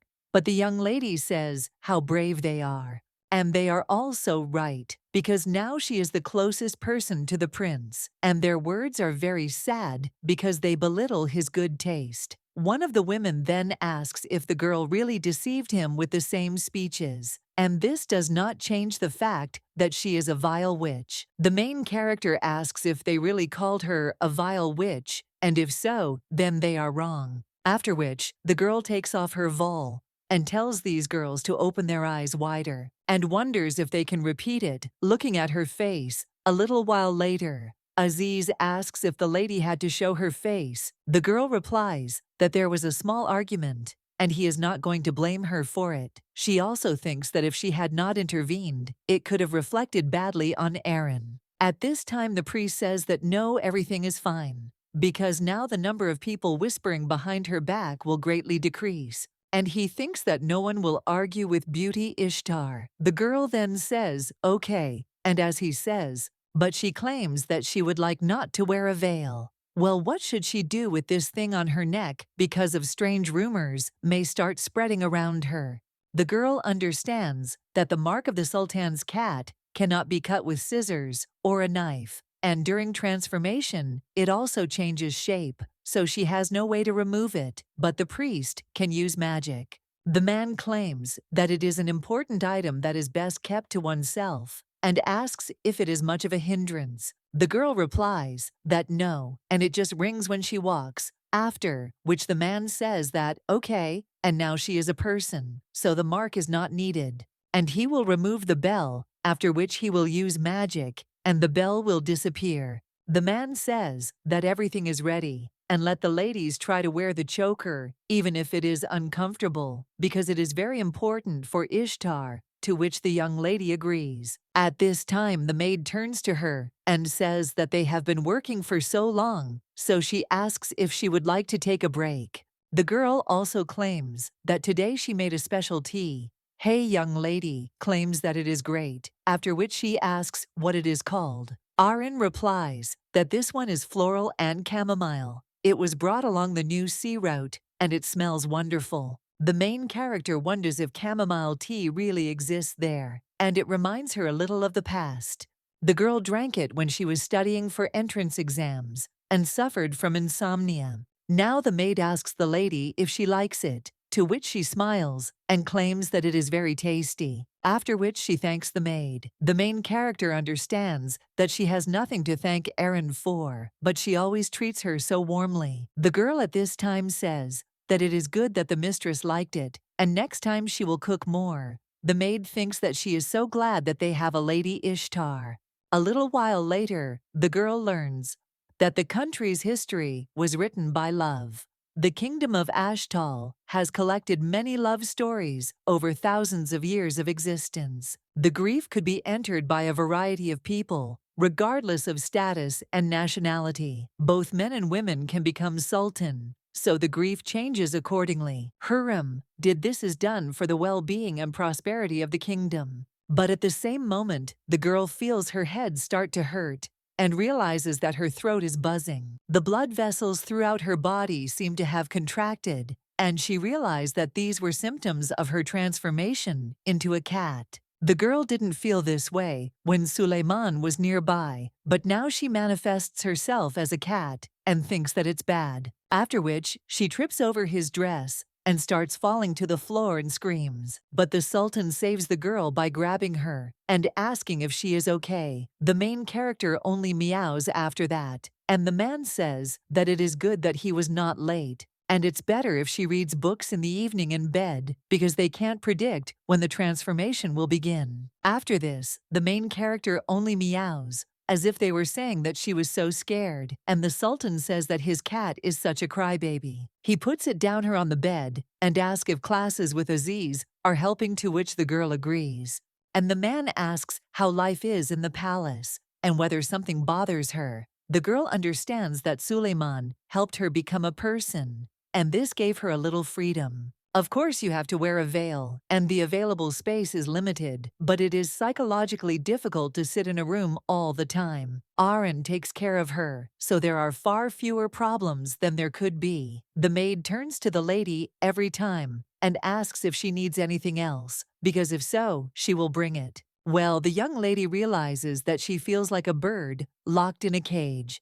At this point, the Sultan asks her if she really needs to turn into a human to say something. At this time, the main character thinks that he is sleeping half naked. And does he really want her not to close her eyes all night? At this time, the Sultan asks her to speak if there are any problems, or to try to write, and also at least to inform the maid if she does not want to tell him. After which the man also apologizes that he is locking her out because of his circumstances. The girl understands that at first the guy seemed to her like a bad and spoiled prince, but maybe she was wrong. After all, he could have taken advantage of her weakness, but he didn't do it, and they need each other, so they will get used to this. And she can also apologize if he wants. Well, the girl then realizes that she is starting to get nervous, after which she breaks away from the Sultan's fight and goes to the fabric. The guy asks what she is doing, and the girl writes letters with her paws. And in the end, the word thank you comes out. The young lady, looking at the Sultan's face, thinks that he understood it. After which the man takes her in his arms and says that he will go crazy with her cuteness. The young lady wonders what he is doing, because she is now even more nervous, but the man only thanks her. The young lady is a little surprised by this, and the Sultan leans her against himself and says that he is very grateful to her. A little while later, the girl is already in the greenhouse, which the Sultan built especially for the royal family. The maid claims that it is a very beautiful place that is full of greenery all year round. The main character thinks that it is not just a garden, but a greenhouse, and it is so luxurious. Aaron claims that the greenhouse is very large, so you can walk for quite a long time. And the young lady thinks that however she came for tea with the most influential person in the country. Well, she also thinks that since she lives with her son, you need to listen to what she says. And she won't do something like, take the money, because she won't give up her son. The girl also says that if you think about it, it's not such a bad offer. The maid asks what the lady is talking about, after which she says that it's nothing, and thinks that it's interesting how dramatic it will be. The girl understands that she can turn the situation around and demand money herself, but it's better to take the envelope with cash while it's on offer. The maid smiles at this point and says that it's great that the lady is full of confidence. This is a bit different from her usual mood, after which the young lady asks if this is true. She also realizes that she has been depressed many times when she found herself in an unfamiliar world. And maybe it's all thanks to the power of the goddess and the return to human form. But now she is very excited about what awaits her in the future, and she also wants to protect her dear people. The girl understands that with this power she is capable of anything, after which she turns to Aaron and claims that she does not intend to become someone's puppet, and she will only wear the beautiful things that she chooses herself. Her attitude towards the maid may cause problems. Therefore, if someone bothers her because of her, then let her immediately say that now she is not capable of much, but she will definitely repay her. Arn is surprised by this, after which everything turns around, and also says that the lady Ishtar is definitely an amazing person. After all, others would beat her or scold her for her mistakes, but the mistress treats her so well. The main character wonders what she is talking about. She also thinks that it looks like this young girl had a very hard time in the palace, but she still saved her without any reason. So the girl claims that Aaron is like a family member to her. The maid then thanks the lady, who thanks her in return. A little while later, the main character approaches Sultana, and he says that may God's blessing and glory always be with her, after which he introduces himself. The woman then asks if Aziz told the lady about the manners of their kingdom, after which she only apologizes. And the woman claims that she doesn't care about such formalities, so let the girl sit down. The young lady is surprised by this, and the Sultana asks what she is looking at, and the girl is cute, in the form of a cat and in the form of a person. The main character then apologizes and claims that she was looking at the Sultana's beauty. The woman thanks her for the compliment, but she claims that the girl's appearance is also impressive, and she thinks that her son already likes Ishtar. The main character is surprised by this and thinks what to do now, because she did not think about such a development of events and why the conversation went in such a direction. At this time, the woman offers to drink a cup of tea, and Ishtar does not understand that now she is nervous again. After which the maid pours tea, and the Sultana asks Ishtar if there were any inconveniences during her life in the palace. The girl replies that no, because they take good care of her, so everything is fine. However, the lady with red hair claims that she thinks the place has become a little more comfortable since the girl arrived. Ishtar thinks that she no longer understands why this woman called her from there, after which he asks if the Sultana wanted to tell her something. The woman claims that the girl is a smart child, but today she just wanted to spend time with Ishtar and only heard news about her human form, but didn't see it in person. The main character realizes that this woman doesn't seem to be upset or angry about anything. After which, she claims that Sulaiman used to forbid any strange women to approach his palace, but with her appearance, he stopped paying attention to this and generally began to behave differently. Ishtar claims that many immediately thought that she was part of his harem, and perhaps it would have been better to hide it. But the lady with red hair wonders if she really thinks it would be better that way. After which, Ishtar cannot stand it any longer and asks what the Sultana's true intentions are. The woman then says that the girl does not like to waste time, after which she claims that maybe she will guess why Suleiman's mother wanted to see her in person. Ishtar asks if the Sultana suspects her of anything, to which the woman replies that of course not. And on the contrary, he wants to ask her to take care of the guy, because if she bears this burden, the woman will put everything on the line and take care of her for the rest of her life. The main character asks if this is really so, to which the woman replies that yes, Suleiman will need several years to fully take the place of the Sultan, and there will also be many obstacles in the process. So if the girl can endure this, she will be free to ask her for anything.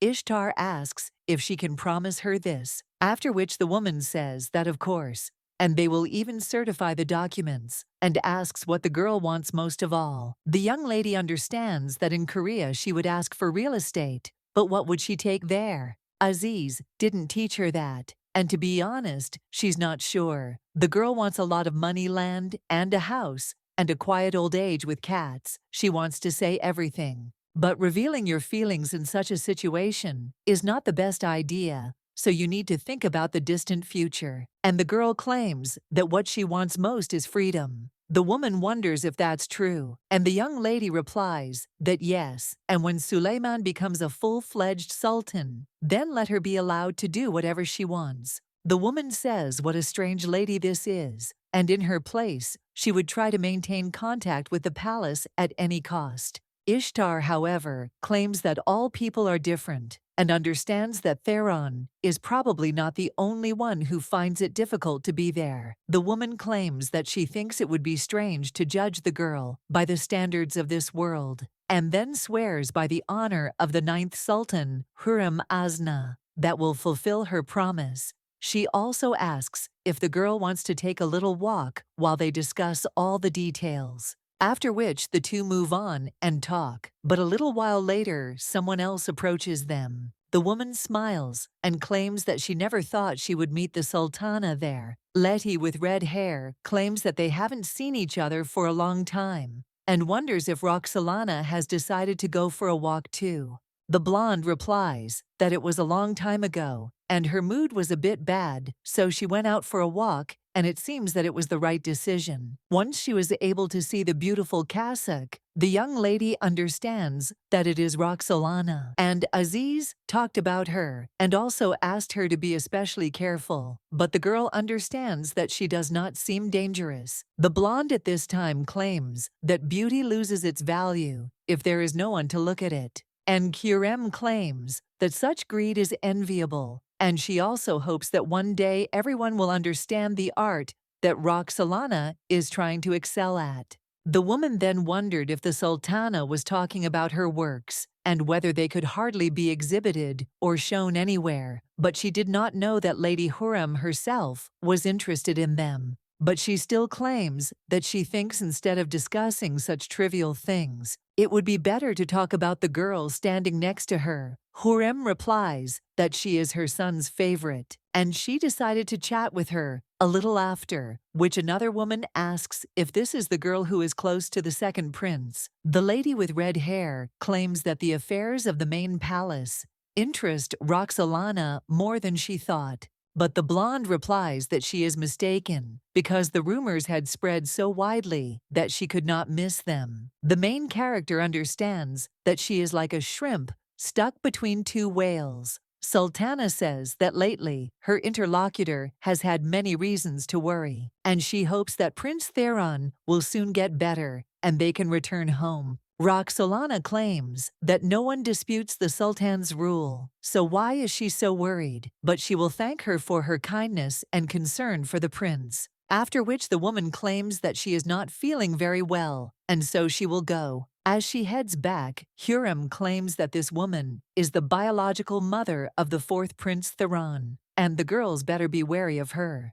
For this woman, it is quite an unpleasant place, but she continues to come there. The main character asks why it is unpleasant, after which the woman claims that the Sultan gave her this greenhouse when she was younger and proposed to her there. When she first met Mehmed, she thought he was a simple soldier because he was in uniform and came to the market. Hurrem was born into a fallen noble family and fell in love with him without even knowing his true identity. They were so enchanted by each other that they did not see anything around them. The woman also claims that he called her his flower and promised he would never hurt her. After which the young lady claims that he is a very romantic person, and the lady with red hair replies that he was like that only for her. He sent love letters even from the stake, and it seemed that he would never fall into eternal sleep. But in the end, he left this world and left her with a great burden. The woman also apologizes for bringing up these useless feelings in front of her, and the young lady replies that it is okay because everyone has such experiences.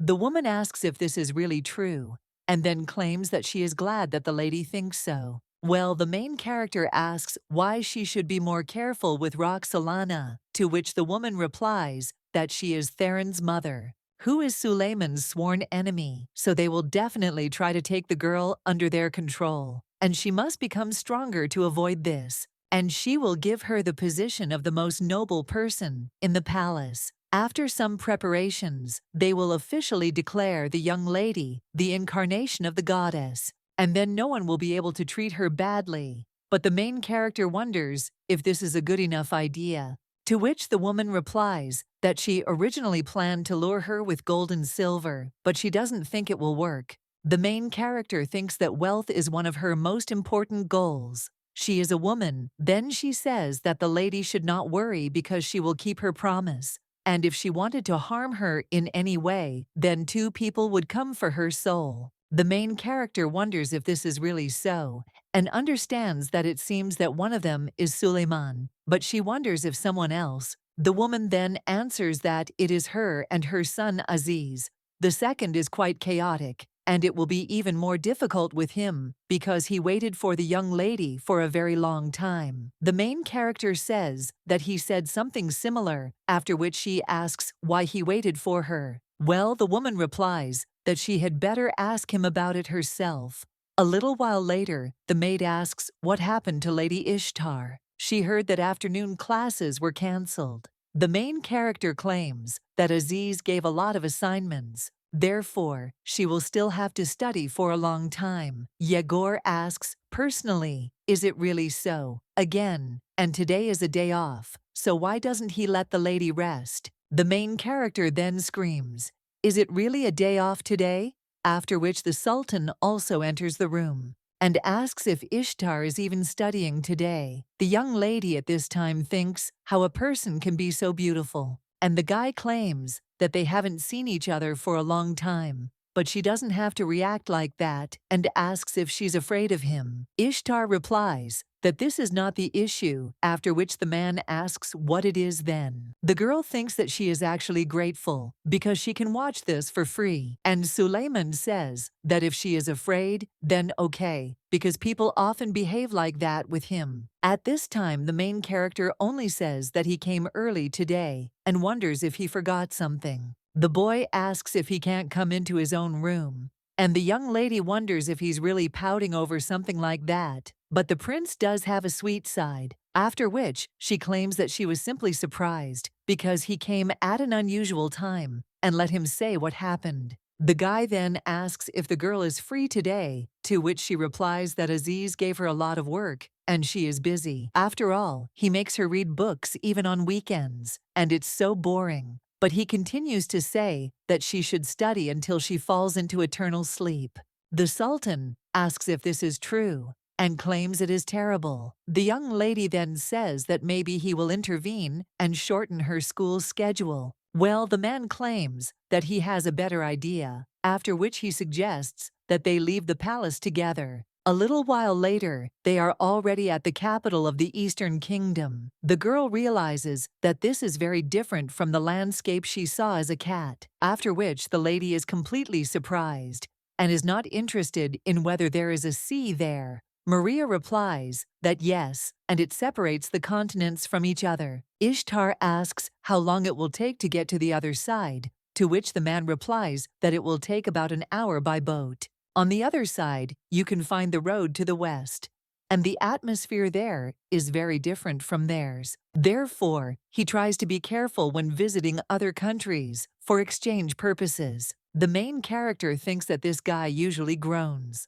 like where is now similar to a real prince, but the girl understands that she is thinking about the wrong thing again. The main character also realizes that it was a good idea to go with Suleiman. After all, now she feels a little freer. The guy then claims that the girl seems to be in a good mood and answers that yes, it was hard to adapt to life in the palace, and it's a bit stuffy there. The Sultan then says that it seems he hasn't been paying her enough attention. But at this time, the young lady pays attention to his outfit, and the guy wonders if there is something wrong with him. The girl realizes that this is too stylish compared to other people and claims that she thought they were going to the city of incognito. The Sultan replies that everything is exactly like that, and the young lady thinks that the prince does not understand the outside world well because he does not even realize how much attention he will attract to himself. So first, you have to do something with his hair, after which the lady tells him to bow his head. He also understands that if he wants to get along with people easily, he must appear modest. Ishtar also tells him to close his eyes for a second, and the guy thinks why so suddenly, but then he agrees and does so. The guy thinks he needs to calm down because there is no need to panic there, but the atmosphere is so strange. After which he also thinks whether the girl is too close, but he has such a feeling as if their lips were about to touch. Well, at that very moment, the main character puts her hands on his head. Then he ruffles his hair and says that it will be better this way. The guy asks if that's all, to which the girl replies that yes, but then remembers something else and puts a hood on him, and also claims that it is even better this way. The Sultan then wants to say something, but the young lady claims that it seems they have arrived, after which the two get out of the carriage, and the main character realizes that she has already been in this place. The guy then asks if she has already been to the bazaar, to which the young lady replies that she hid there when she was in her cat form. Ishtar realizes that she was a stray animal just a couple of weeks ago, and now she went on a secret journey with the prince. And life is so unpredictable. The guy claims he's never been a cat, but it can be weird, seeing the same place in different forms. The main character then wonders what the Sultan would be like in the form of a cat, but the man only tells her to forget about it. At this time, Ishtar suggests asking Aziz for help and experimenting well. Damn, I have to, she suggests, stopping talking nonsense and moving on. A little while later, one of the saleswomen asks if they are looking for something specific because they sell almost anything. There is high quality and trifling prices, so let them come and have a look. The young lady then approaches one of the stalls and one of the sellers, dressed in her guise, immediately approaches, and he points to one amulet and also says its name, and claims that it is an amulet against the evil eye, a very popular product lately, and it protects against failures and troubles. The young lady realizes that they seem to sell some kind of protective charm there, after which she asks if it would be a good gift. The man replies that everyone likes them, so it's a great choice. And then the young lady tells him to give her this product, and also understands that this is her first purchase in this world. But the girl thinks how many coins she needs to pay, because she only studied etiquette and history. The Sultan then claims that the young lady has not yet figured out the local prices, so he will take care of everything. After which the young lady says that she wanted it herself, and she needs personal experience. But the man then says that the wallet, it's heavy, so he'll carry it. Well, the young lady thinks that this is really so, and understands that the wallet weighs more. After which she goes after the Sultan, and says that she does not understand, so let him wait. A little while later, he is already talking to another merchant, and the young lady realizes that she thought something special would happen since they were going incognito. But for now, there is nothing interesting there, because they only ask what goods are currently in demand. And what scenes? Well, she's still happy because it's her first time going shopping, and maybe she should look around a bit. But at that very moment, some stranger pushes the young lady, and the main character thinks why push her so hard. She also falls on something soft, and when she looks up, she realizes that it is the Sultan. The guy asks if Ishtar is okay, to which the young lady replies that she is, and he claims that there is a big crowd there, so she should try not to get lost. The main character thinks, where did so many people come from? And the Sultan claims that it will be dangerous if they get separated, then let her go closer. Ishtar thinks that only her heart is in danger now, and it looks like they are hugging. The guy claims that today is the main trading day, that's why there are so many people, and he suggests leaving quickly. At this time, the main character wonders if the Sultan really doesn't care about this at all, after which he simply offers to move on, and the young lady agrees. But she understands that it seems like she is the only one who is nervous, and what should she do with this emotionless guy? But Suleiman, when they go further, still blushes. The next day, the maid says how beautiful this bracelet is, and its color resembles the eye of Lady Ishtar. But then she sees that the lady does not react at all, and wonders if something has happened. The main character notes that everything is fine and asks if Aaron liked it. The maid then only asks if something really happened yesterday, to which the main character of the game does not answer that nothing like that, and she took a little walk with the Sultan. Well, the maid claims that it was their first date, which is why the young lady choked on her tea, after which he says that it is not true, because it was just a secret excursion. The maid claims that if the prince wanted to go to the city secretly, then why did he take her with him? The young lady replies that they were just looking around the bazaar. But then she remembers the warm embrace that gently enveloped her, and it was such a feeling that she can still feel it. The maid at this time claims that the lady's face now resembles a red-hot piece of iron, to which the young lady replies that it is simply hot today, and her interlocutor says that of course, and also asks whether she should cancel the morning fencing training. The main character asks if she is really here today, after which she claims that this cannot be missed, and suggests that Aaron go. The girl also realizes that she doesn't think she'll need the techniques, self-defense, when there is the power of a goddess.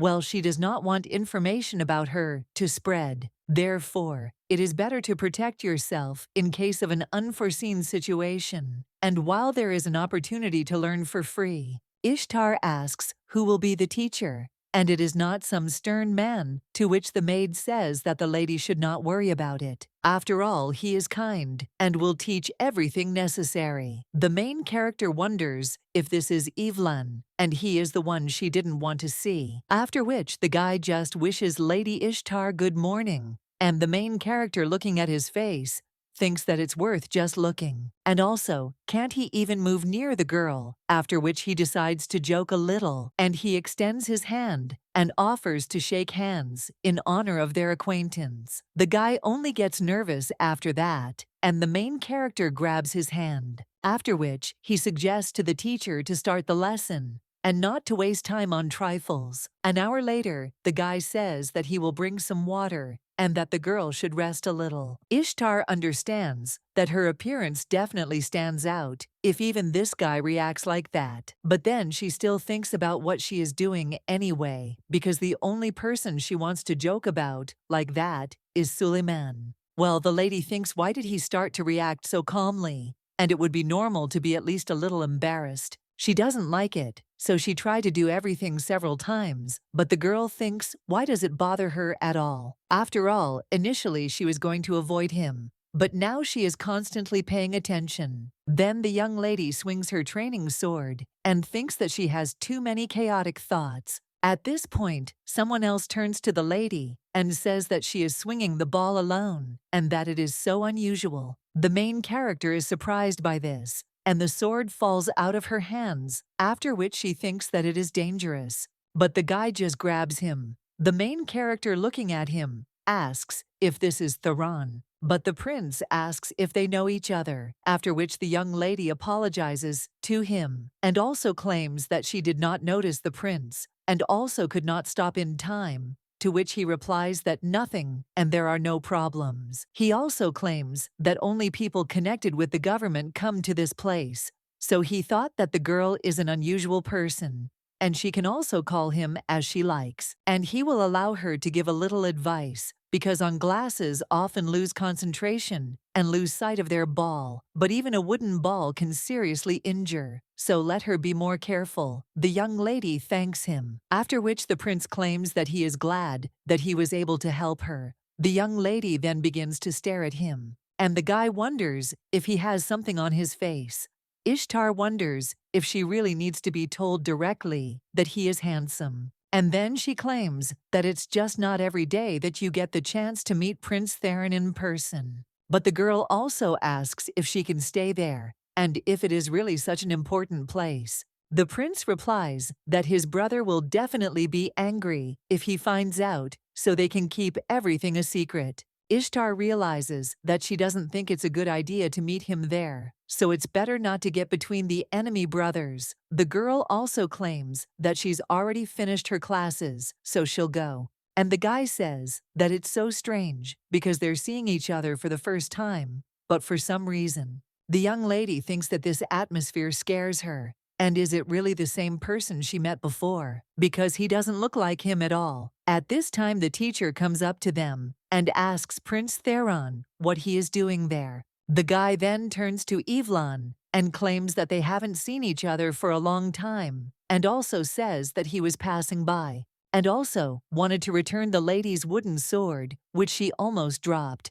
At this time, Ishtar offers Ivlana finish for today. The teacher is surprised after this, and the blonde claims that it seems the girl does not want to train anymore. Ivlan then says that it is time for him to go and apologizes for being rude. He also runs up to Lady Ishtar and tells her not to go there alone. The prince wonders if this is the same girl from the rumors, and she is also his brother's favorite. That's why the guy claims that her past needs to be checked. And let the shadow not miss anything, because in the future, it will only become more fun. A little while later, the knight already reports this situation to the Sultan, his pen in anger, and then tells him to repeat who the girl just met. A little while ago, the Sultan asked how far the investigation into the capital's black market had progressed and whether they had identified those behind the incident last time. The knight replied that there were only suspicions,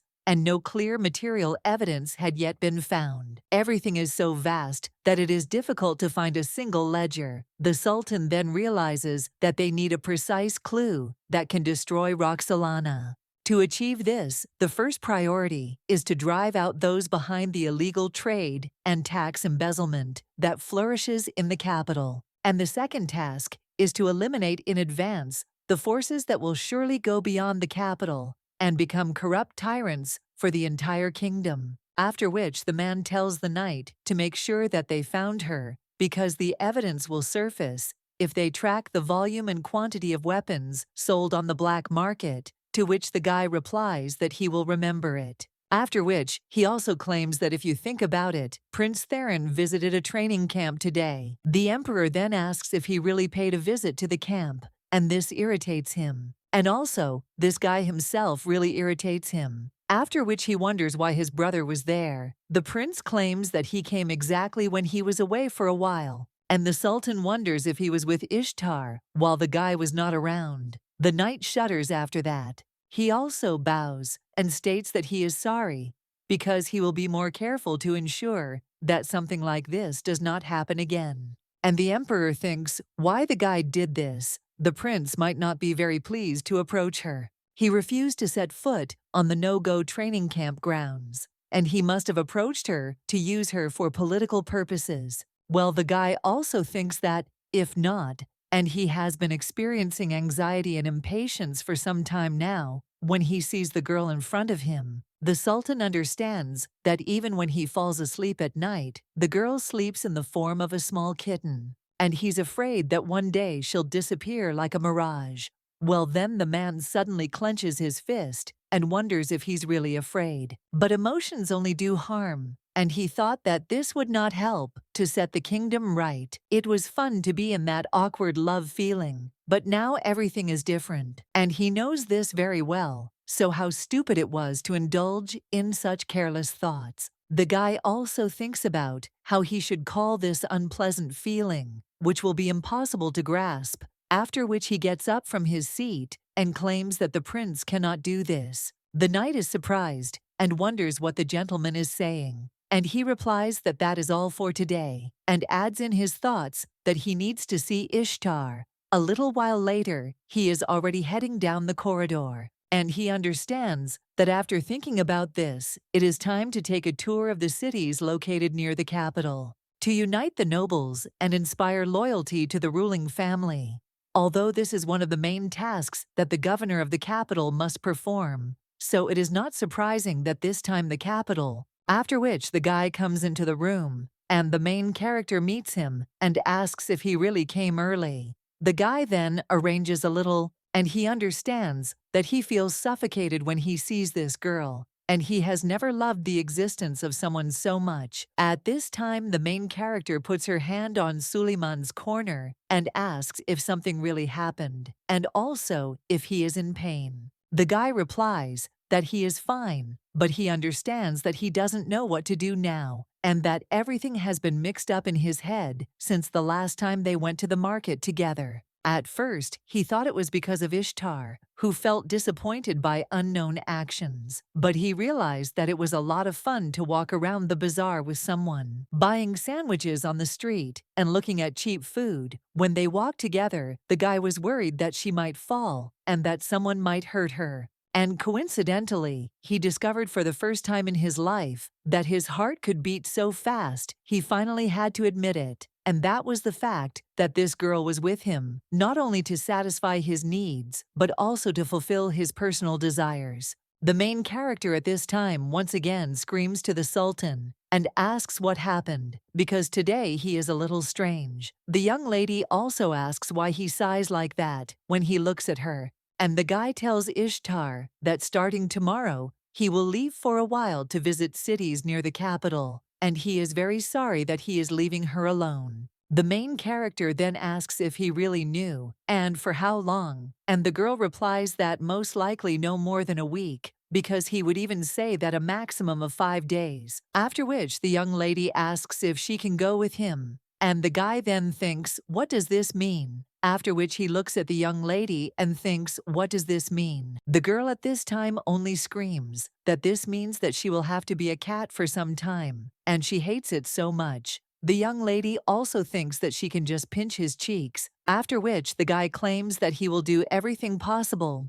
to avoid any inconvenience. So he asks the girl to be patient, and he told Evelyn to take a break from classes for a while, after which the young lady asks if this is true. And yet she claims that the Sultan should have told her a little earlier so that she could prepare, otherwise he blurted it out on the eve of the trip.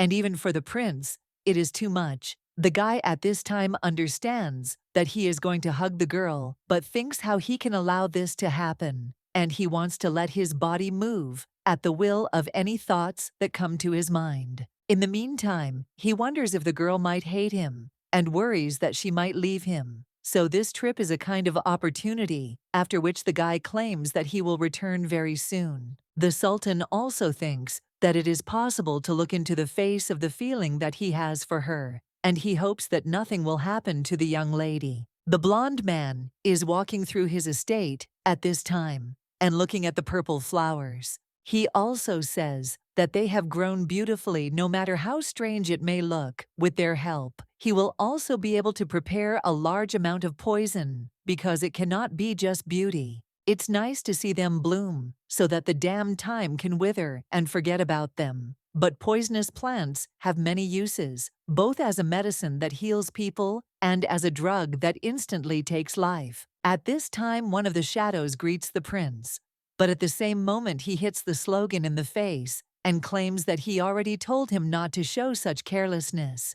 And also, does the servant really want to die? The girl only claims that she made sure there was no one around, and therefore asks for forgiveness for failing his task. The man then asks what she was talking about, and suggests getting down to business. The woman then claims that she is there to report something that the prince has instructed her to investigate. And she is sorry to say this, but she could not find at least something about this woman. All circumstances, including age, instead of birth and social status, the mysterious blonde is interested in. How about the story about the Sultan leaving the palace, to which the girl replies that she also could not understand it at all? The truth is that one day, unexpectedly, a girl appeared in Prince Suleiman's palace, which was apparently a move on his part, but no investigation was carried out before or after that. And besides, there is news that the Knights of Suleiman are moving separately, and it looks like they are exploring the market. The blonde then says that his brother is very smart, and he wants to hug this little brother, so as his younger brother, he should give the Sultan something to do. There are people who were recently fired from the palace, so the guy asks what the investigation revealed about them, to which the girl replies that nothing. After which the prince says that she should then plunge them all into eternal sleep, and also wonders what kind of rumors will go around if the people whom the Sultan expelled plunge into eternal sleep in a terrible way. Theron claims that he really wants to do this, after which he tells the shadow to go back and do its own thing, and agrees to something. At this time, the guy looks at some other flowers and remembers the cat, and also understands that now, when he thinks, he wondered if everything was okay with this cat, because these flowers are not harmful to humans. And he was very surprised that the cat bit something that almost looked like poison. If he sees her later, he should tell her not to go to the flowers, and he should not continue to give it to him. But the guy still thinks, why does he continue to think about it? And this is not just someone's cat, but his brother's cat. And moreover, if this cat is from the prophecy, then he must destroy it.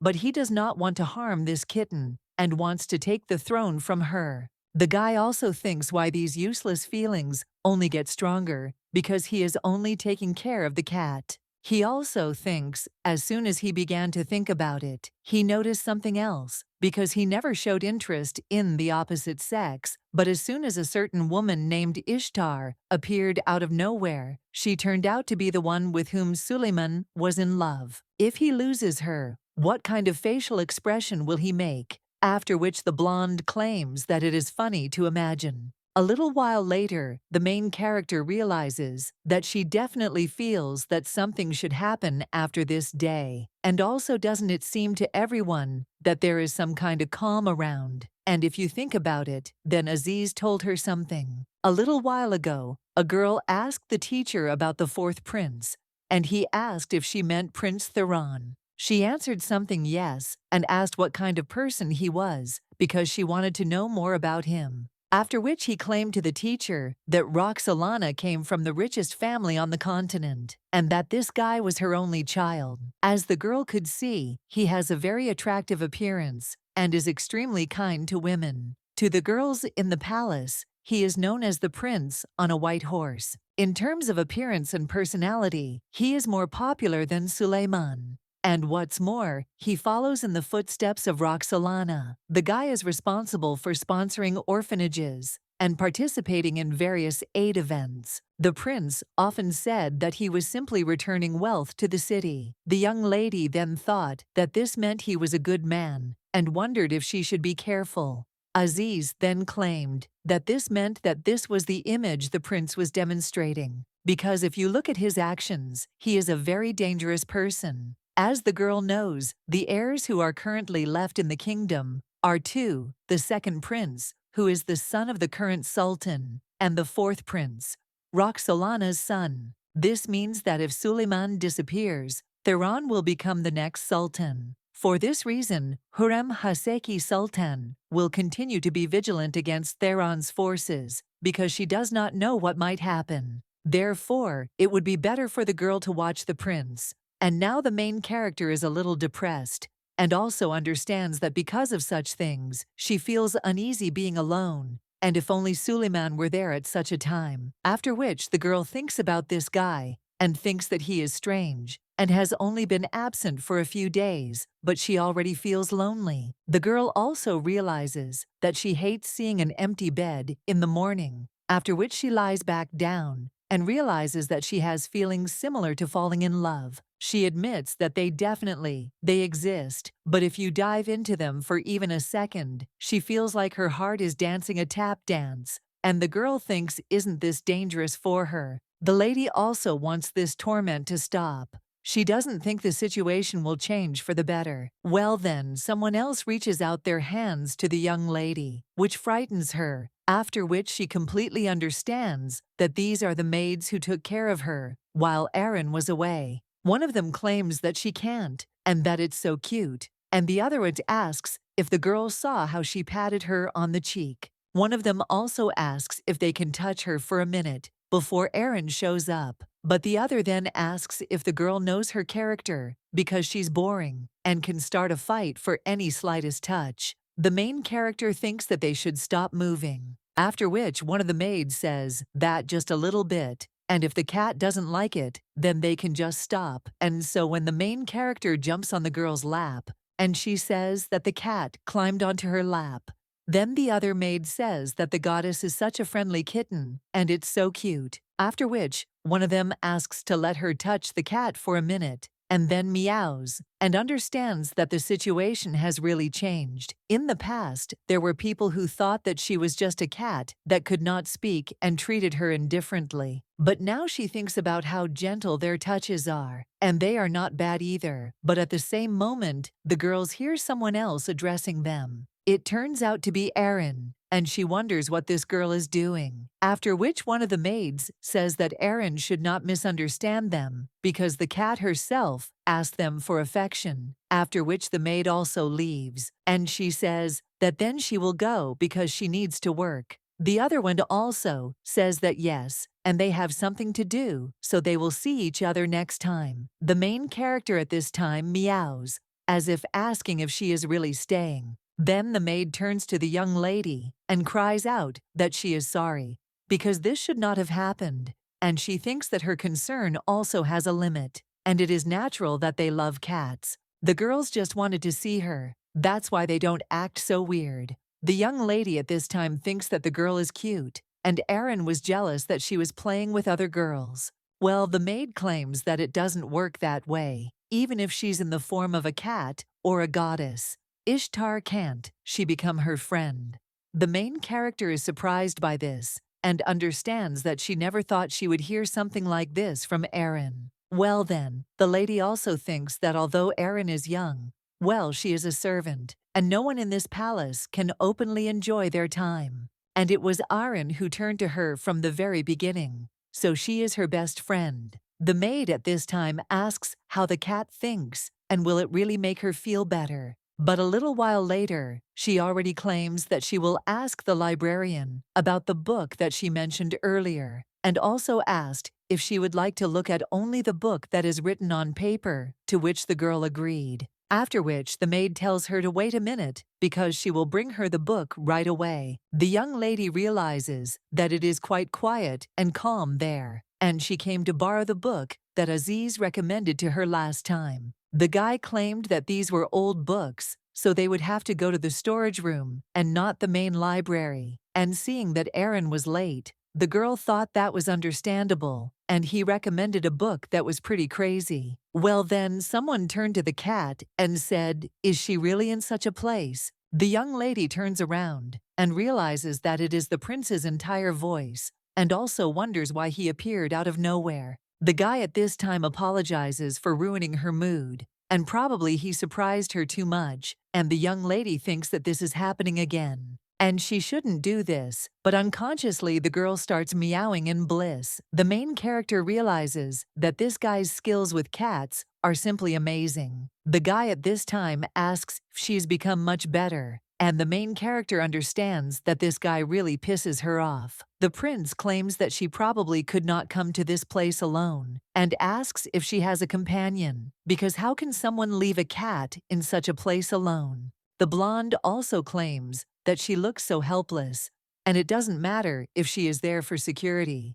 But it is dangerous because what is she even thinking about? The young lady then thinks that she came for a book and didn't know that it would take so long. Aaron's thoughts were probably filled with the feeling that she had a mission to save the book. Well, the girl then wondered what the prince was thinking about. He looks very angry, so the young lady wonders if everything is okay with him. The guy at this time claims that if it were him, he would order a cat that belongs to his brother, but this is not true at all. After all, she is most likely his brother's favorite cat, which means he somehow owns her, so he wants the girl to be on his side. Young Lydia is surprised by this and wonders what he is talking about, after which the guy only claims that he is of course joking, and also thinks that the bass stunned her. The young lady then thinks, is this a joke? After which she also thinks, is it not obvious? And thinks, why does he have such a face, as if he is surprised? The guy at this time turns to the kitten and claims that he does not know why, but these feelings calm him down, and it is simply rare to be near her. In this royal palace is good. The guy also claims that the cats are the same for him, so if they meet again in the next life, then he asks her to meet again, after which the guy brings the cat closer to his face. The main character wonders what he is doing, and he just kisses her. The young lady immediately moves away and meows, as if asking what he is doing. But at the same moment she begins to feel bad and realizes that she has a headache. The girl thinks why this is happening again, and also remembers Suleiman. A little while later, the young lady wakes up and wonders what it is, and whether she was able to turn into a human after kissing Theron. The young lady also wonders if Suleiman is the only thing that can trigger the transformation, and how could this even happen? That time, she was looking for a book in the library, and by an unfortunate chance, she came across Theron. After his kiss, her body was seized with hellish pain. Suleiman's kiss was strange, but still strikingly different, because everything was as if in a fog, and yet she felt an unusual energy throughout her body. The main character also thinks that if someone finds out that she can turn from kissing other people, then political strife cannot be avoided. This could be a huge blow to Suleiman's reputation, especially considering that the magic code from the prophecy, according to legend, is intended to elect a person worthy of the throne. That transformation via kiss could rightly be seen as an endorsement of Theron's candidacy, so she should keep the incident a secret. The prince, at this time, enters the room and asks if the little window has woken up yet, and also wonders if he should call her Ishtar, and by the way, he would like her to address him by name, and think that the cat has just turned into a man. The main character at this time claims that before she explains everything to him, she would like to clarify something. And firstly, she is waiting for an apology for his sudden kiss because she did not want it. The guy then says that she is right, and whether she is a human or an animal is not important, because he should not have approached her with kisses without permission. And he asks to forgive him for his rudeness. Only the guy wonders if she really needs someone's kiss for transformation, to which the girl replies that she doesn't know what, and unfortunately can't answer his curiosity. The prince smiles after this, and believes that this is the reason why his brothers keep the ladies so close to them. But he had long ago begun to guess that she needed her human form. Otherwise, why would she turn to a cat again? The girl wonders if he would really intimidate her with this, and what should she do? And the guy claims that, frankly speaking, he is glad that the lady appeared before him as a human being, because it is a great honor for him. The main character then realizes that she had already thought that he would use this information against her, after which the girl wonders if she was wrong. And she needs to dig deeper to find out, because the only thing that can be said at the moment is that this guy doesn't look like a bad guy, so she thinks that she should still ask him not to reveal her secret. The girl also tells him to listen, because she has a very important request for him. Well, at that very moment, someone tells His Highness that Roxolana has come to him and is wondering whether to let her in. The main character thinks how bad the timing is, and the guy says that he is changing clothes, so let them ask him to wait a little, after which he also says that the girl should go there quickly because she needs to be hidden. A little while later, the woman comes into the room and says that she and her son haven't seen each other for a long time, and also asks if he doesn't think it's rather rude of him to so hopelessly forget about his bored mother. The guy apologizes and claims that a lot of time has indeed passed, but the woman is only interested in who he looks like and what's wrong with his clothes. And she knows perfectly well that he is not one of those who designs daytime sleep, so how could he have missed his piece, and a woman, and in broad daylight at that? Well, the guy then asks if his mother said that she doesn't care what he does, after which the woman tells him to leave the child and worry about him, and he needs a faithful companion. So how long is he going to fool around and let the dear one take the trouble to explain himself? After all, by the way, she keeps looking at him, and it seems to her that there is something that he really wants to dine his mother. The main character is in the closet at this time and realizes that she has poor hearing and cannot understand what they are talking about. A little while later, she hears in fragments that the cargo will be delivered to the capital in the next 10 minutes. And the girl understands that if they stood at least a little closer and spoke a little louder, she could hear. There is a high probability that this information is secret,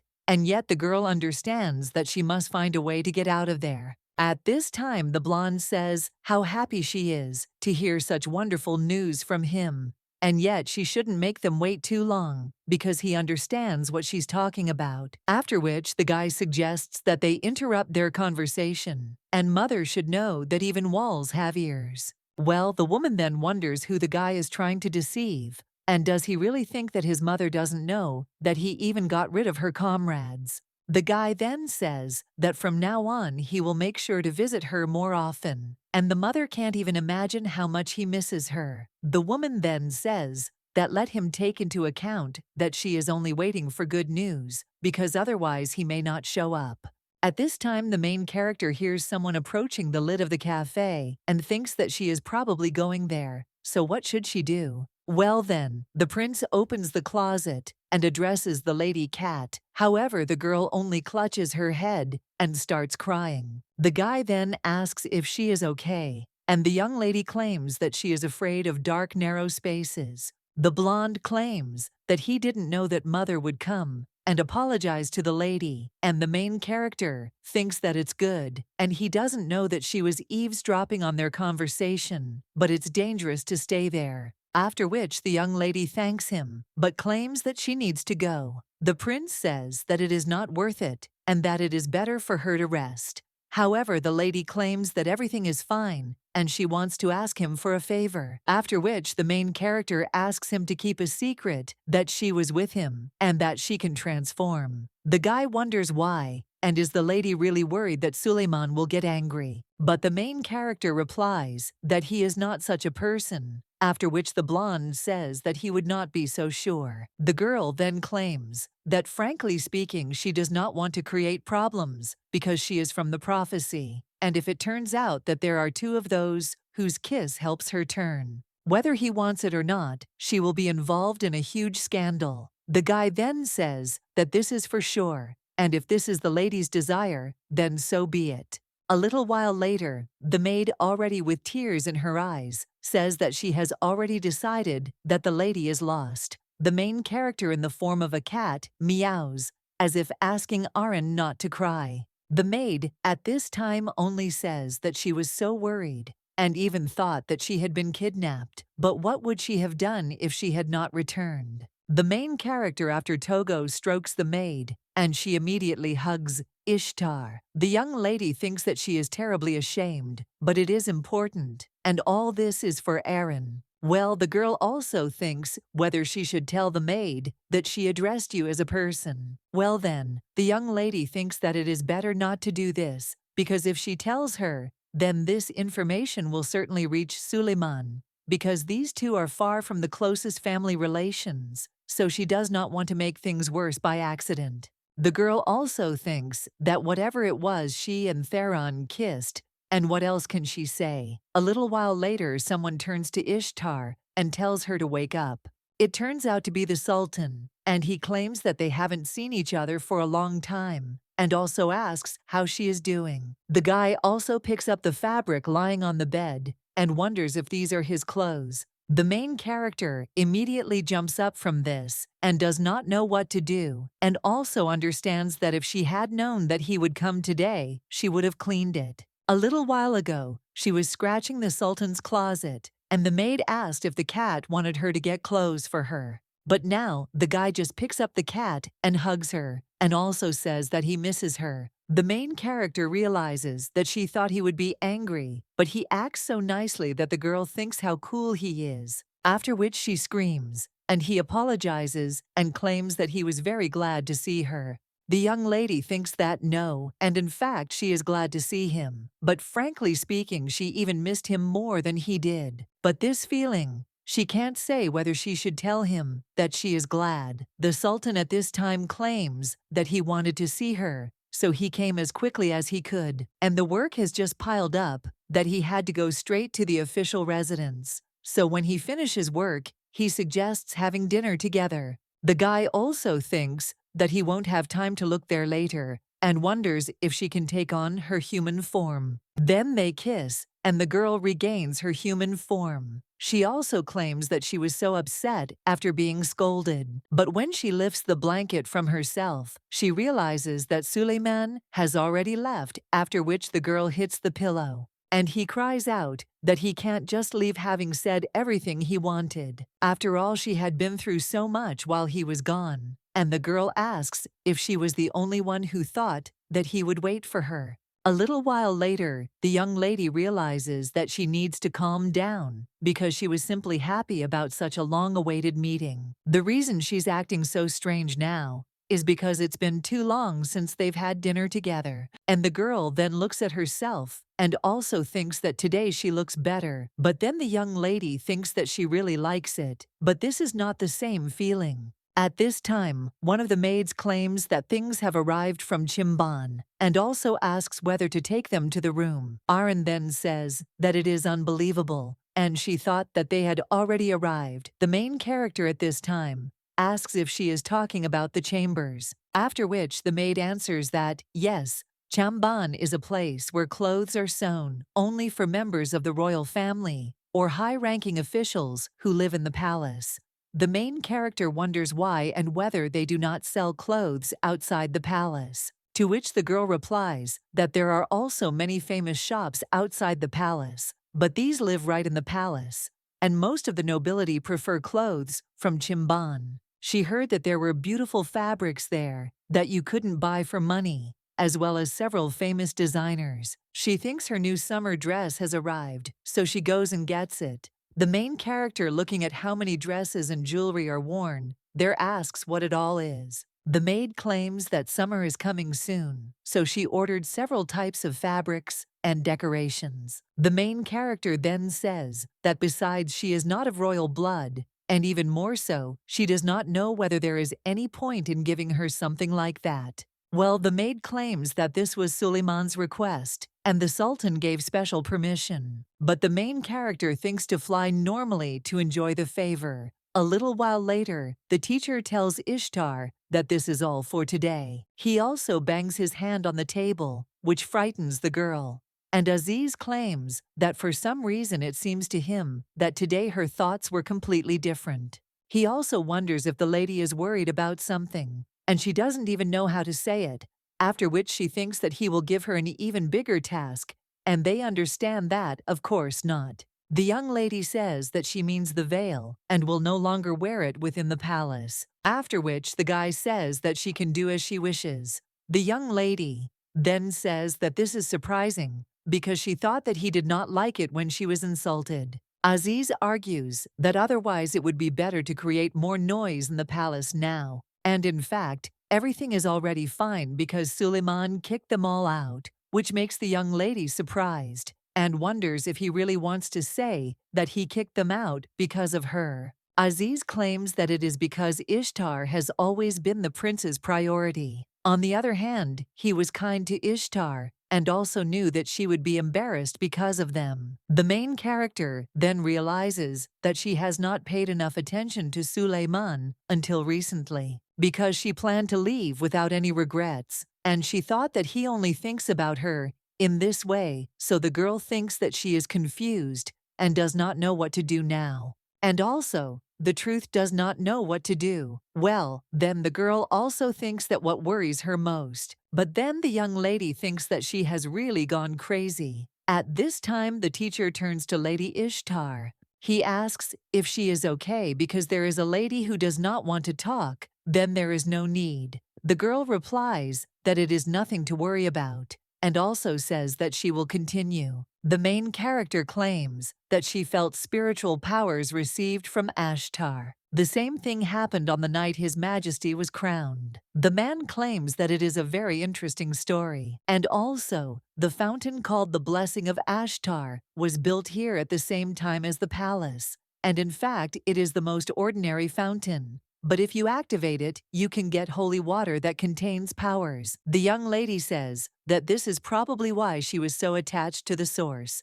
and the man believes that her awakening happened at the same time. After which he also says that now that they started talking about this important matter, he felt a little sad. But the young lady claims that Aziz has many suspicious ideas, and she doesn't even know what to believe. The young lady then says that Ishtar has become herself now, and he likes it. But the girl claims that this is not all. After all, she was not sitting idle, after which she points to the books. The man says that this is enough, after which the young lady wonders if it is not time to start training. Aziz asks what exactly the girl wants to start with, to which she replies that she first wants to study the sacred powers. Ishtar claims that she wants to learn how to use them, and can't just sit and wait for someone to come to the rescue, so she must rely on herself. The guy smiles after this and says that this is great because now Ishtar has enough motivation. And since she says so, they should increase the number of lessons, so let the girl take care of him as her teacher. Once again, the girl understands that she brought herself to this. A little while later, she asks the maid if she is sure that this is a personal library, to which she replies that yes, this is one of His Majesty's secret places. Ishtar realizes that she thought it was a small library, since there is no one there, and she feels a little uncomfortable. Aaron then says that therefore the mistress can look around,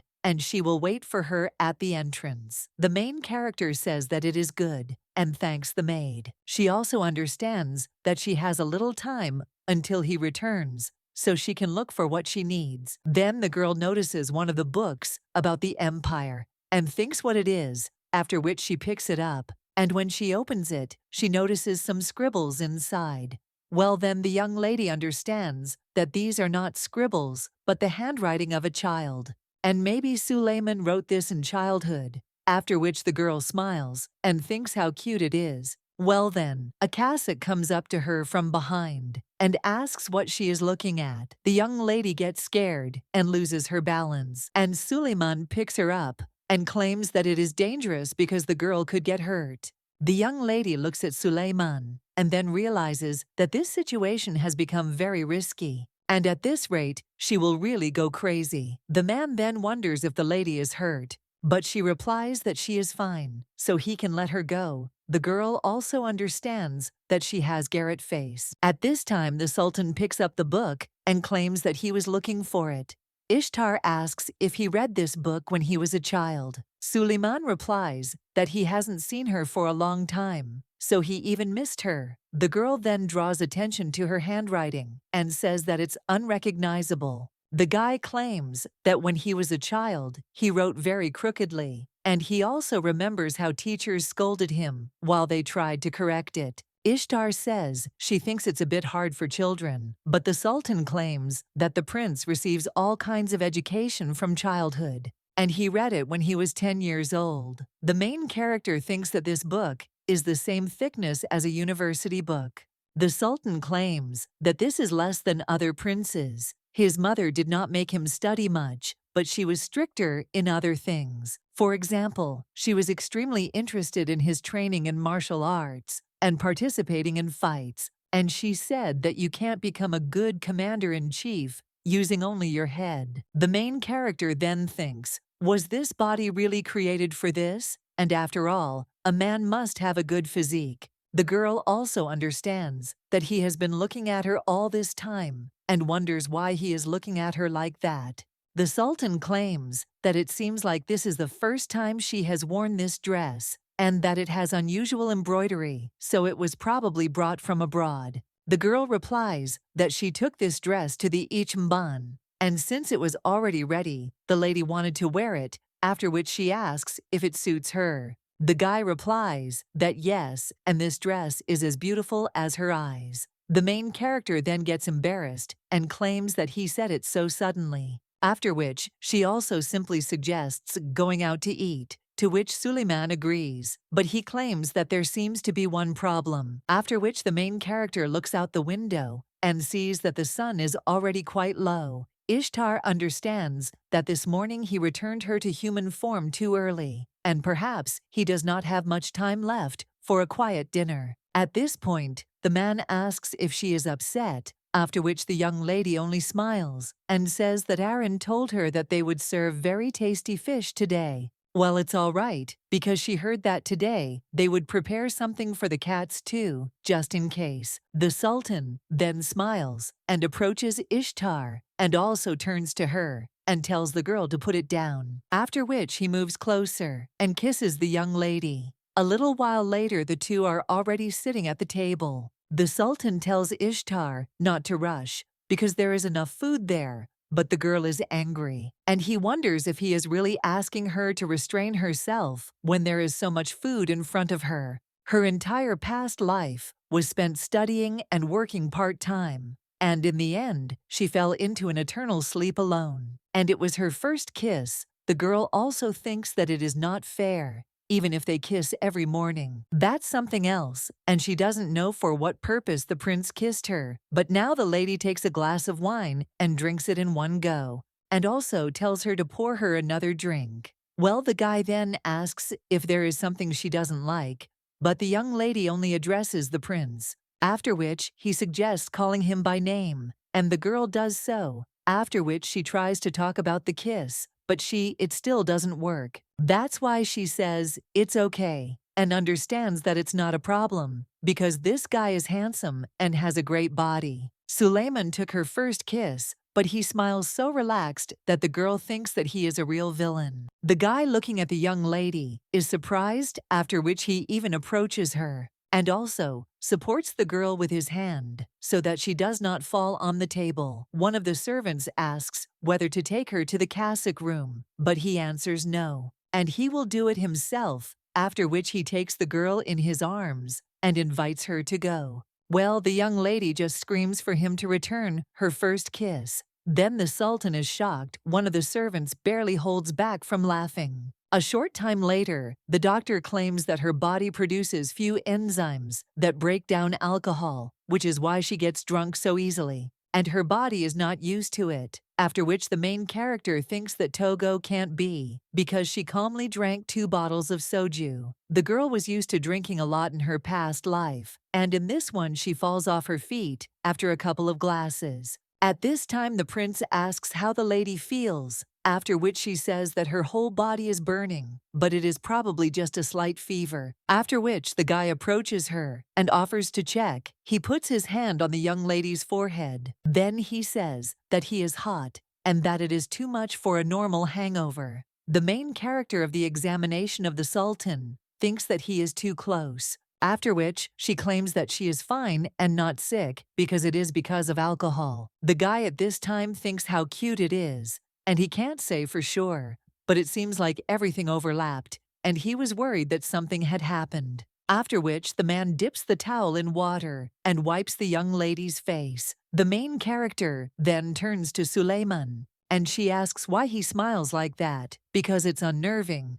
But the guy says that it's just the first time he sees her like this. The young lady is surprised by this, and the Sultan thinks that it is funny, after which he thinks that he will tease her a little more and also move a little closer. He would like to help her wipe her wet face and then kiss her eyes and blushing cheeks. But still, you need to be patient, otherwise he will scare his cat. The girl at this time tells him not to joke about her like that, and the guy realizes that he can no longer hold back from pretending that he simply cares about her. Well, he still thinks why when he is with Ishtar, who becomes a completely different person, and he feels like there's something black curled up in his stomach, and he loves her even more than he thought. At this time, the main character asks why the guy is looking at her like that and remains silent, and he understands that he must keep this a secret, after which he rises from his seat and states that it is time for him to return. If the girl gets a fever, she should immediately call the doctor.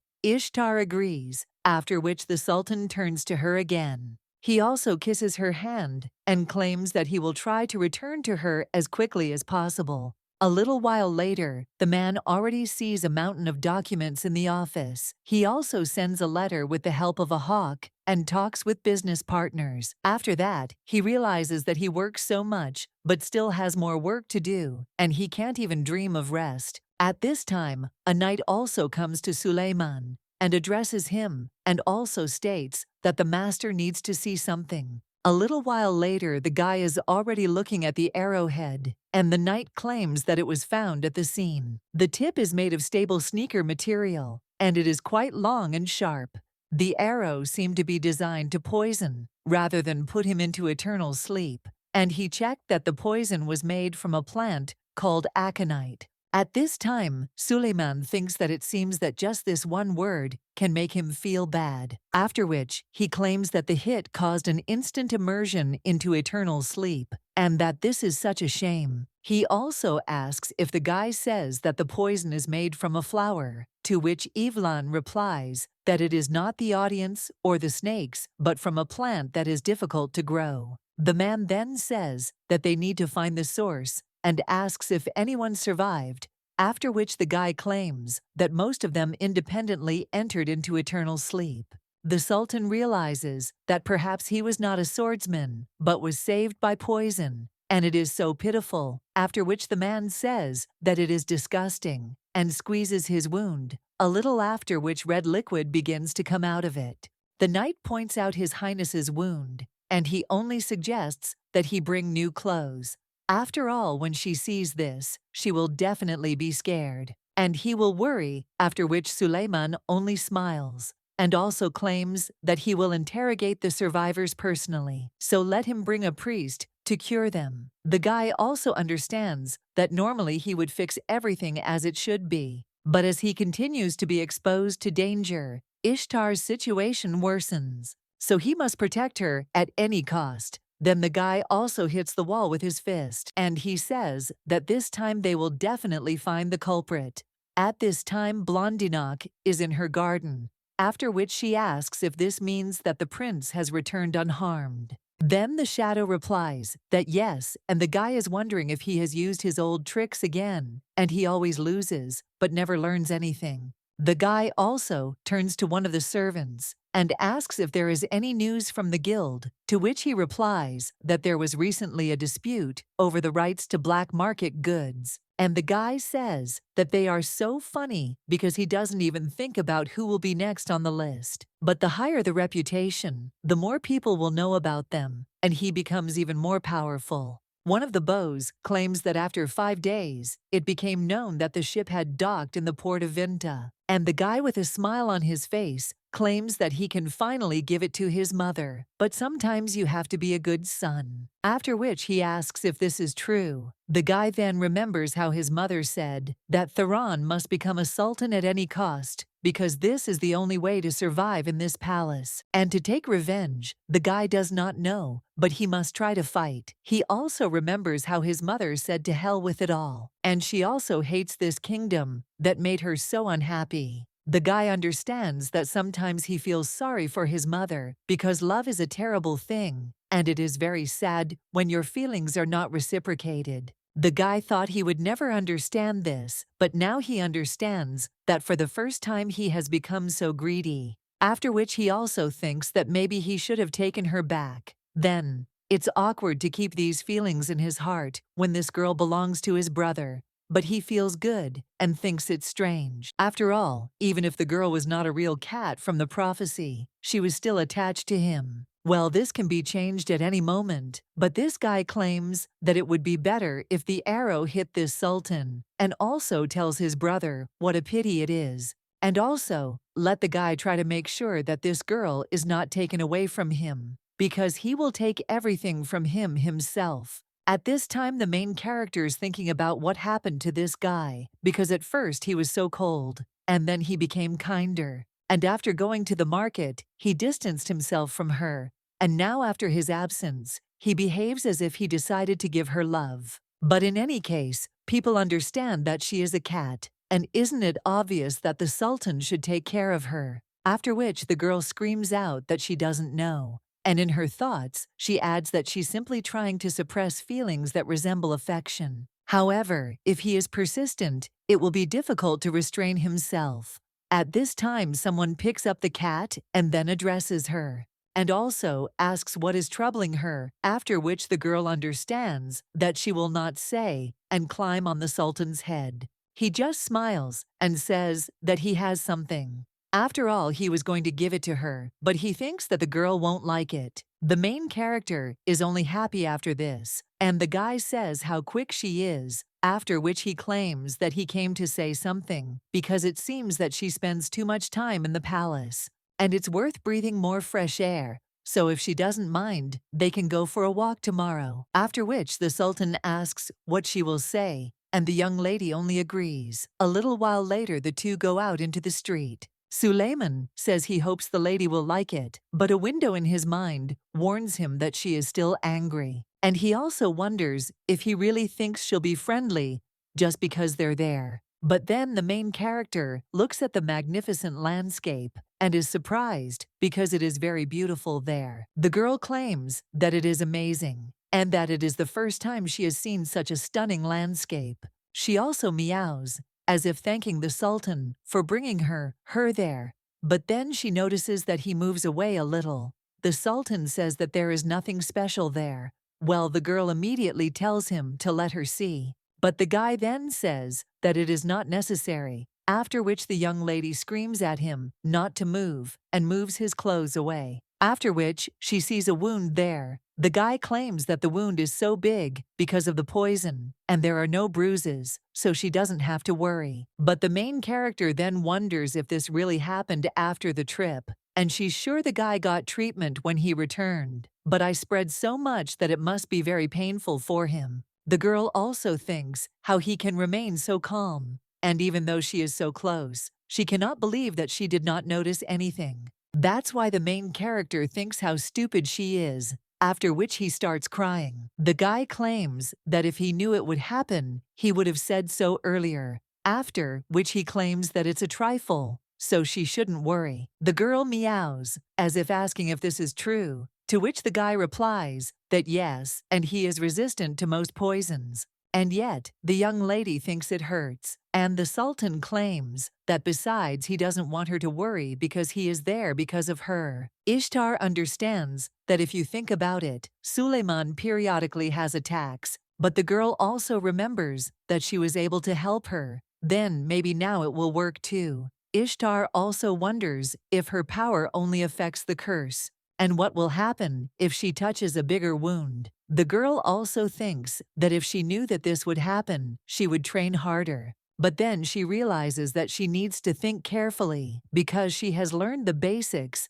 of using the power of the goddess. And this power comes from faith and hope, so maybe she can ease the pain. After which the girl realizes that she has nothing to lose and puts her paw on the guy's earlier, which makes him a little surprised. The girl understands that although it is because of him that she is sad these last days, Suleiman is her butler and friend, so she asks for the wound to stop hurting. Then the power starts to work, and the guy's wound is healed. He also claims that the pain has completely disappeared, and the main game does not understand that she still succeeded. The Sultan claims that the arrow wound has completely healed, and it is incredible. The main character thinks that, and she is a genius. After which the guy thanks his goddess of luck, and the main character thinks that it seems she likes the Sultan more than she thought. A little while later, the girl lies in bed and thinks that she has never fallen in love, and the prince is the first one she liked.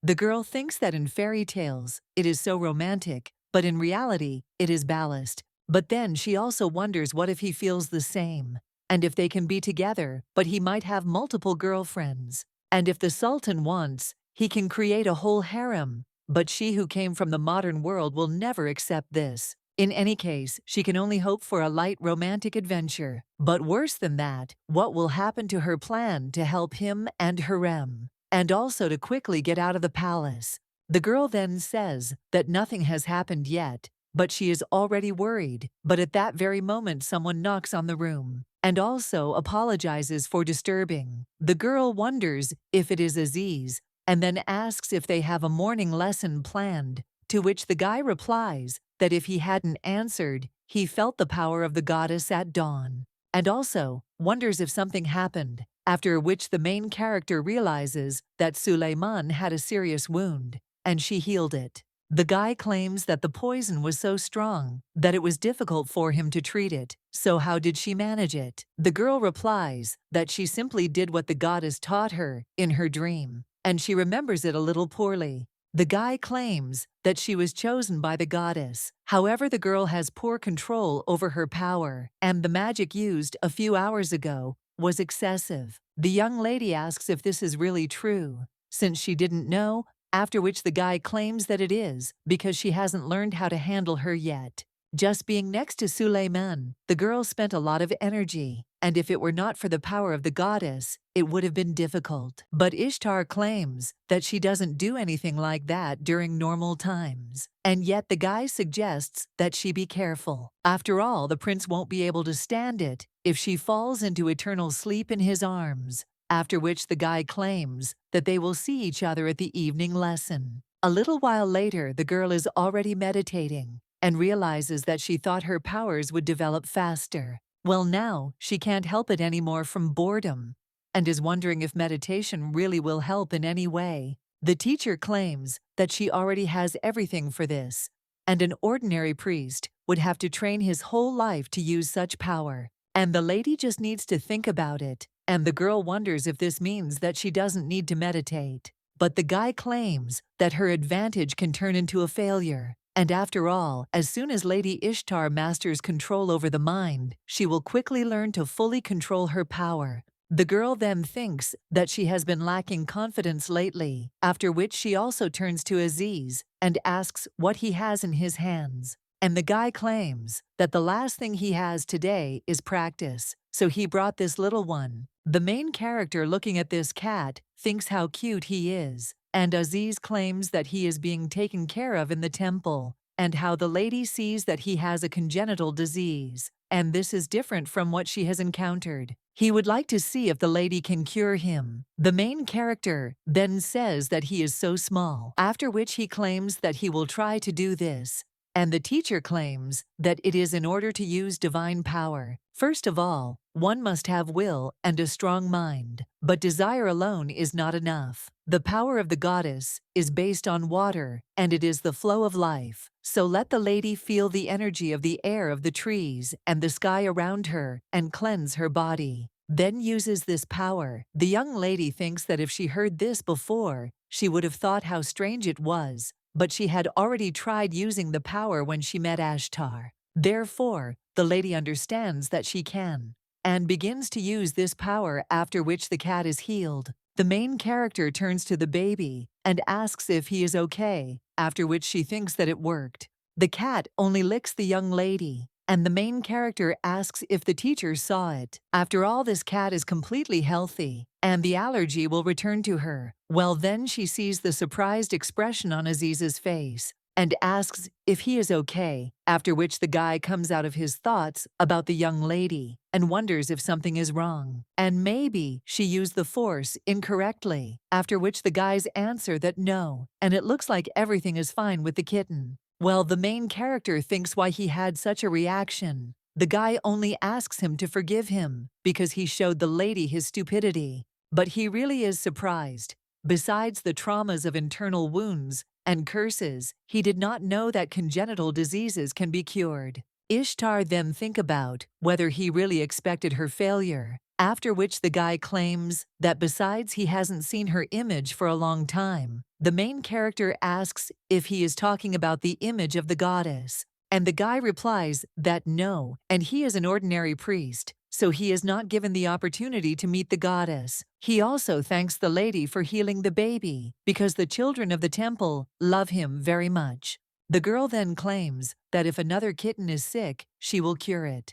And the guy at this time remembers how someone claimed that he should let her know if someone gets sick because she will cure everyone. After which, he claims that Lady Ishtar is indeed a kind person. At this time, the Sultan thinks about a special tip that holds a strong poison that can seriously injure with a light touch. It is difficult to obtain, and there is only one person capable of doing this, but he still cannot be caught. The mercenaries' testimony: they searched the black market and found out the source of distribution. Verhan is behind all this. This man is Theron's uncle, and he had a bad reputation, so he decided to clean up his act by joining Roxolana's family. Despite the risk, it is a shield that can be used in extreme cases, after which the Sultan thanks at least for not attacking the palace. He also turns to Yevlan and asks if he has found out anything about the trading place. The guys answer that yes, they say that it is located between the berths of cargo ships. It looks like they'll find Dieter there.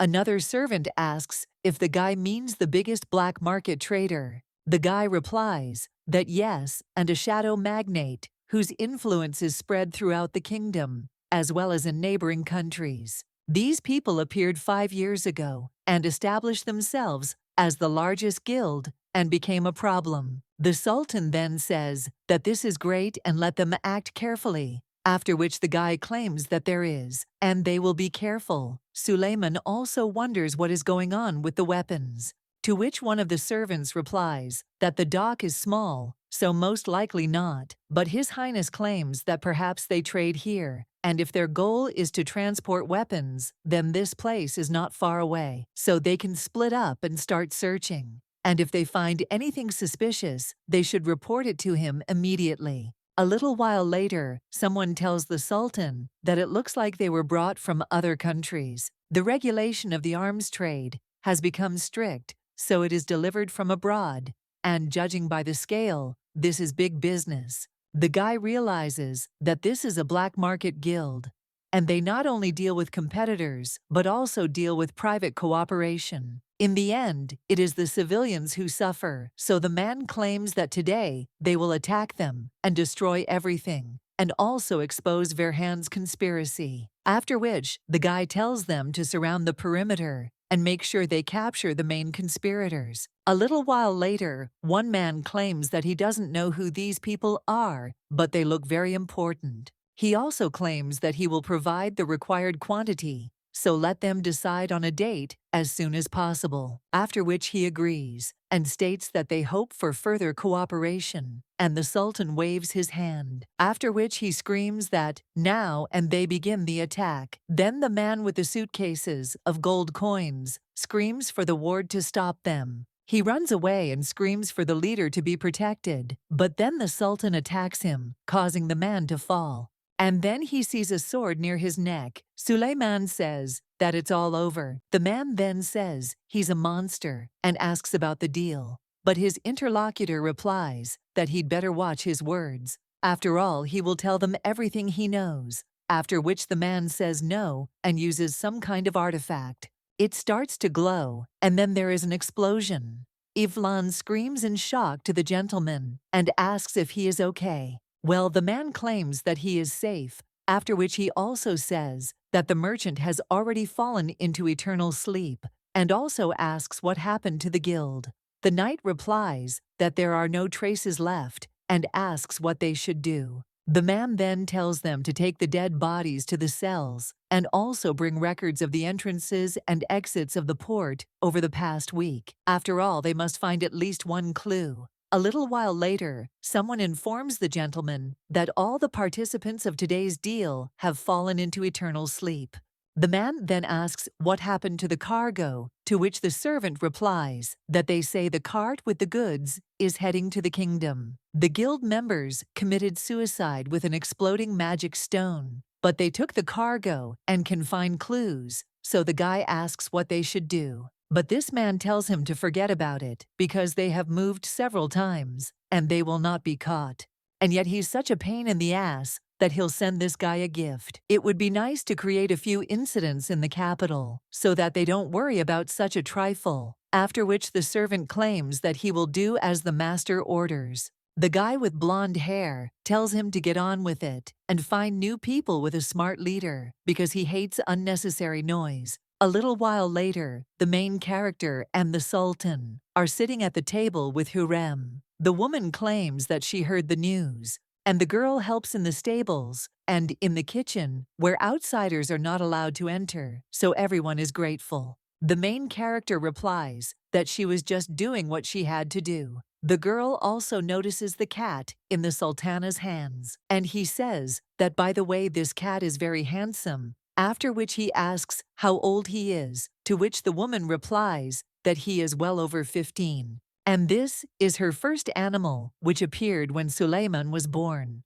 Since they grew up together, this coat is also special for him. But due to old age, he can no longer walk, but before he loved to run everywhere. The main character then says that if the woman doesn't mind, then can she take a look? The girl also understands that he hasn't walked for a long time, and his backside is hard as a rock, although if you use force, you can help him. After which the main character uses it, and the cat rises to its feet and then runs away. The woman says that this is unthinkable, and she cannot believe her eyes, because seeing this gold running again is wonderful. Therefore, Hurrem thanks Ishtar. The main character says that there is nothing to thank her for, and she can turn to her. But then the woman claims that, frankly, she has a favor to ask of the young lady. She doesn't know if the girl heard, but recently there has been an attack in the capital, and it is causing a lot of damage and also affecting many people.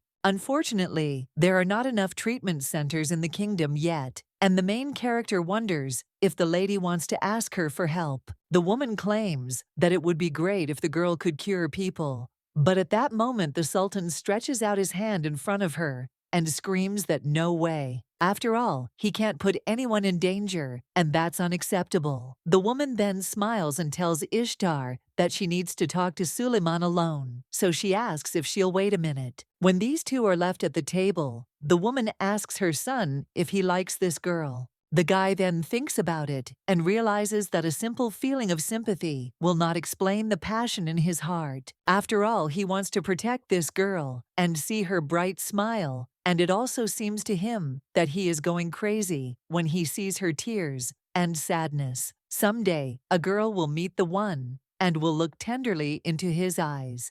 It is an amazing, ironic feeling.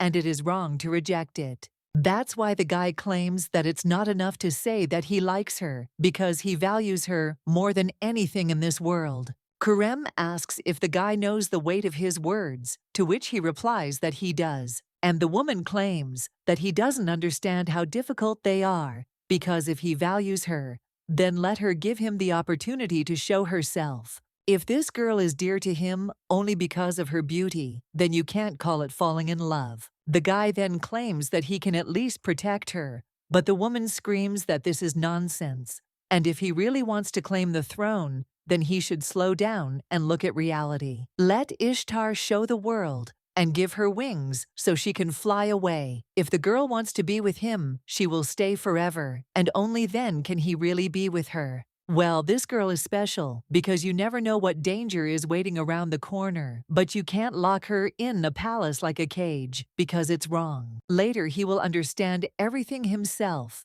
after which the woman says that she thinks she will rest today because she does not want to hear his grumbling. So let him go already, to which the guy agrees. The main character, a little while later, looks at her reflection and thinks the same thing.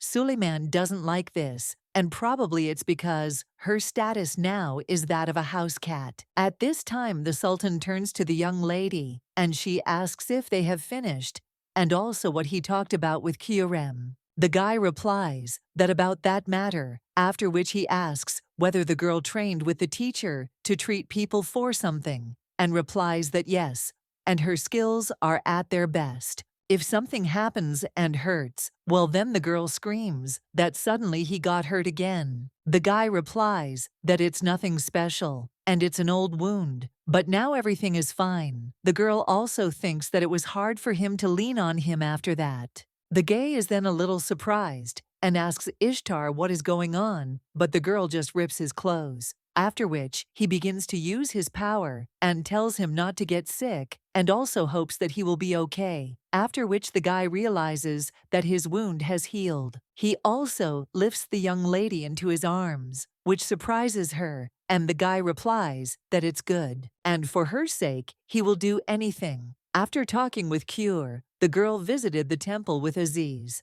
Of course, there was a stir when the stranger became a priest, but after a test demonstration of her abilities, the discontent died down. Horror froze in the people's eyes, and then the girl realized what a frightening power she had received. But by the way, she thinks, what difference does it make, whether she is a witch or an angel from the world of gods? The young lady also turns to the teacher and asks if he hears those strange rumors that are going around the palace, to which the boys answer that it is possible. But people have always loved to gossip. But the girl wonders what if, because of this, it will gradually be revealed that she is a cat. However, the guy then asks Lady Ishtar how she thinks it means to be sent by a goddess. The girl replies that it means being an ornament next to the Sultan. The guy replies that it is an interesting statement, and people say that the cat from the prophecy is a sacred animal. Well, the young lady thinks that this is nonsense,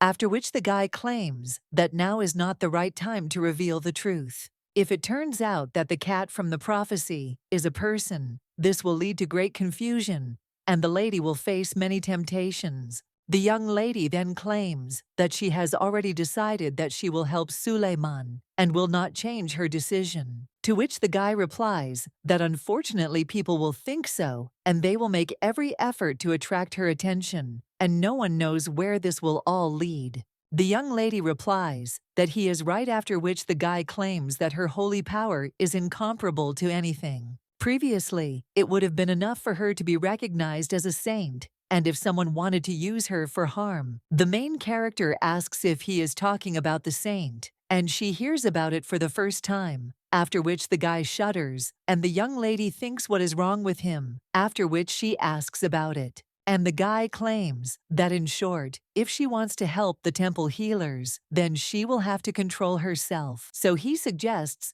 training even harder, which frightens the young lady. That same evening she lies exhausted and wonders if she should really try even harder if she becomes a priest. At this time the Sultan asks how the girl feels, after which she meows, as if to say that everything is fine. and the Sultan understands that he misses her human form. Once the feeling flares up, it lights an indomitable fire in his thoughts, and he wants to tell her that he loves her, and also ask her to stay by his side. But he must let her do what the girl wants, because they say that this is the only way to create a real relationship, which means the flame should be invited. The man also tells Ishtar that he has no one to talk to, and sometimes he really wants a friend to be nearby. After which, he asks if she would mind if they talk today, and right now, if possible. After which the main character thinks that this means that he will kiss her now. Yes, and in addition, if she changes her appearance,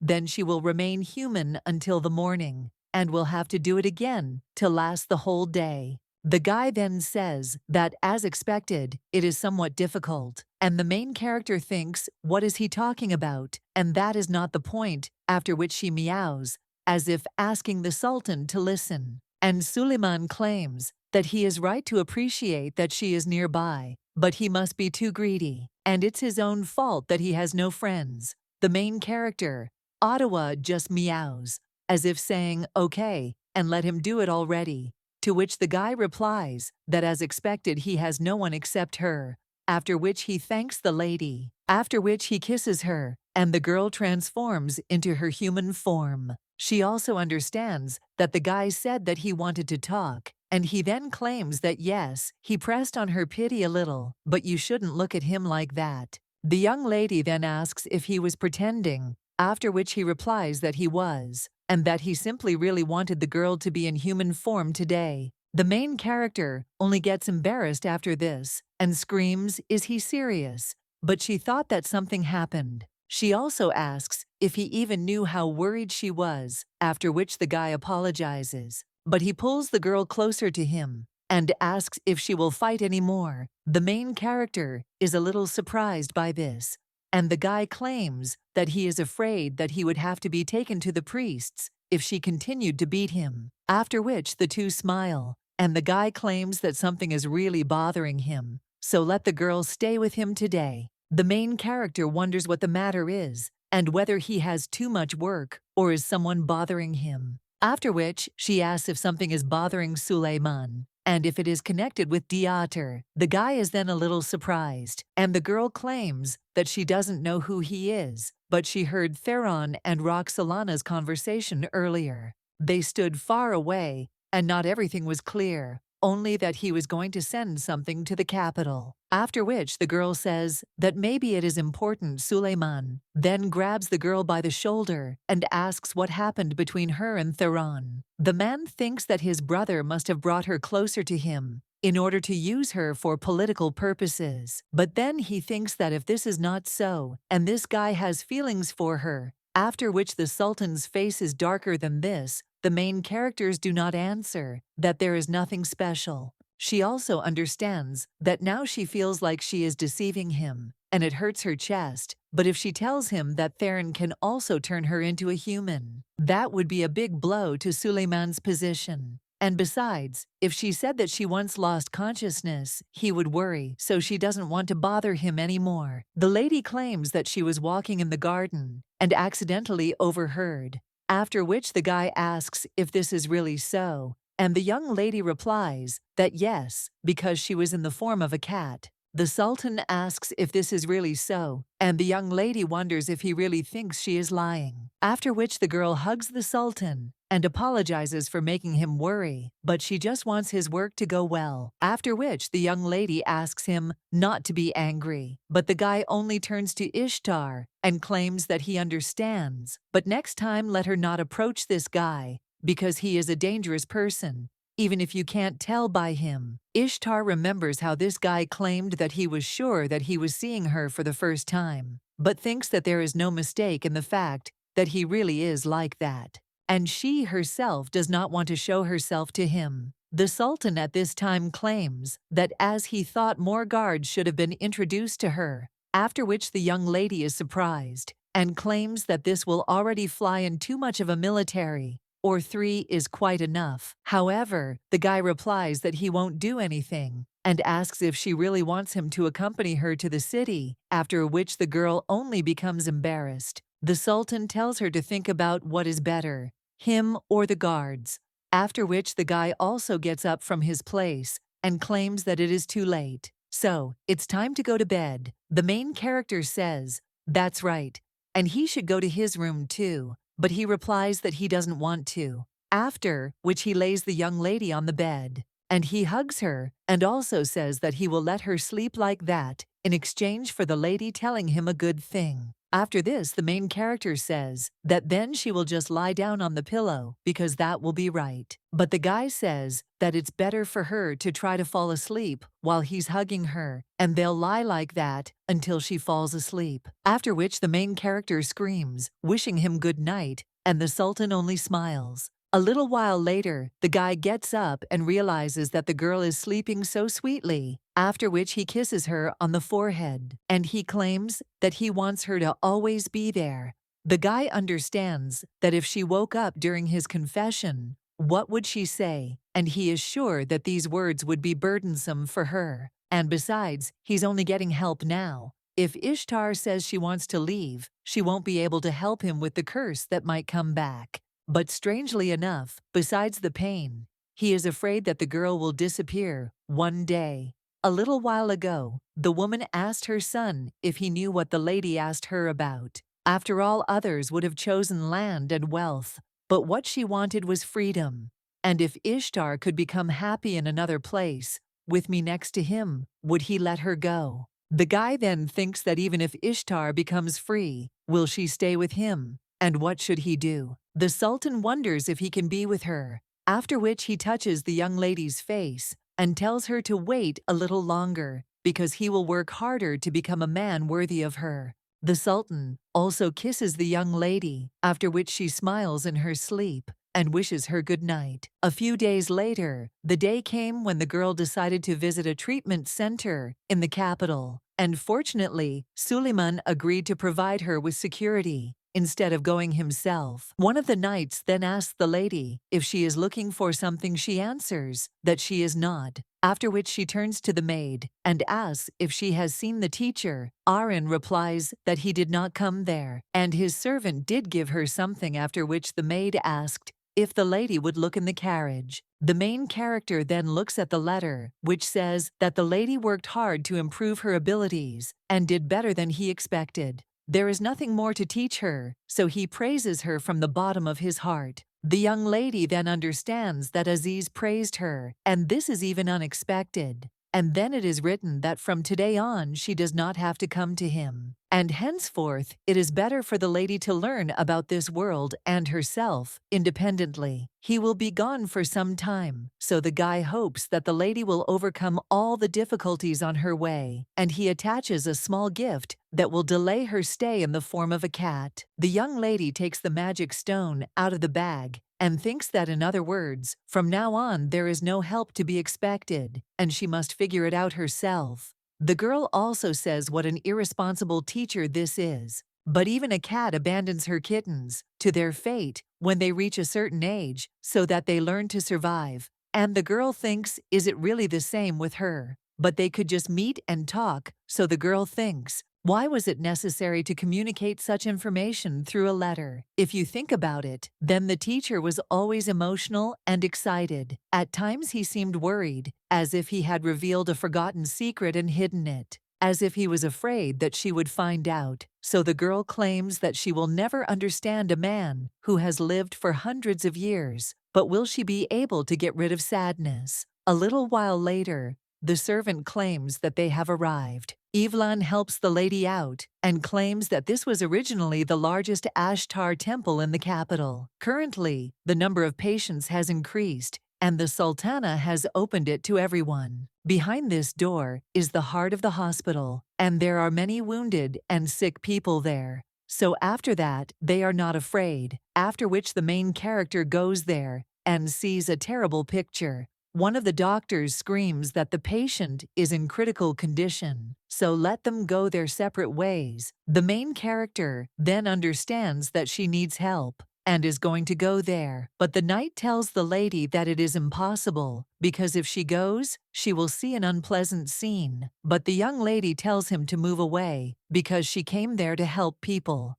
And why did they go all the way there then? At this time, one of the patients asks and claims that it doesn't matter what happens to her. The main thing is to save her child. Then the man says, there is too much red liquid, so let the guy bring it more herbs, to which he agrees and runs, while the main character at this time heads towards the woman. Then the doctor asks who she is, because only urgent patients are allowed there, and they should get out. But the young lady replies that she is not a patient, but a priest from the palace and can cure this woman. Then the doctor steps away, but wonders if this young girl is a priest, and he doesn't believe it. But then the knight cries out that he is the governor of this city and also Suleiman's assistant. He guarantees the status of this girl, so since this is an emergency, let them refrain from rudeness. The main character at this time tells them to be quiet, but she needs to concentrate, after which she mentally asks for the mother and child to be okay, and uses her power,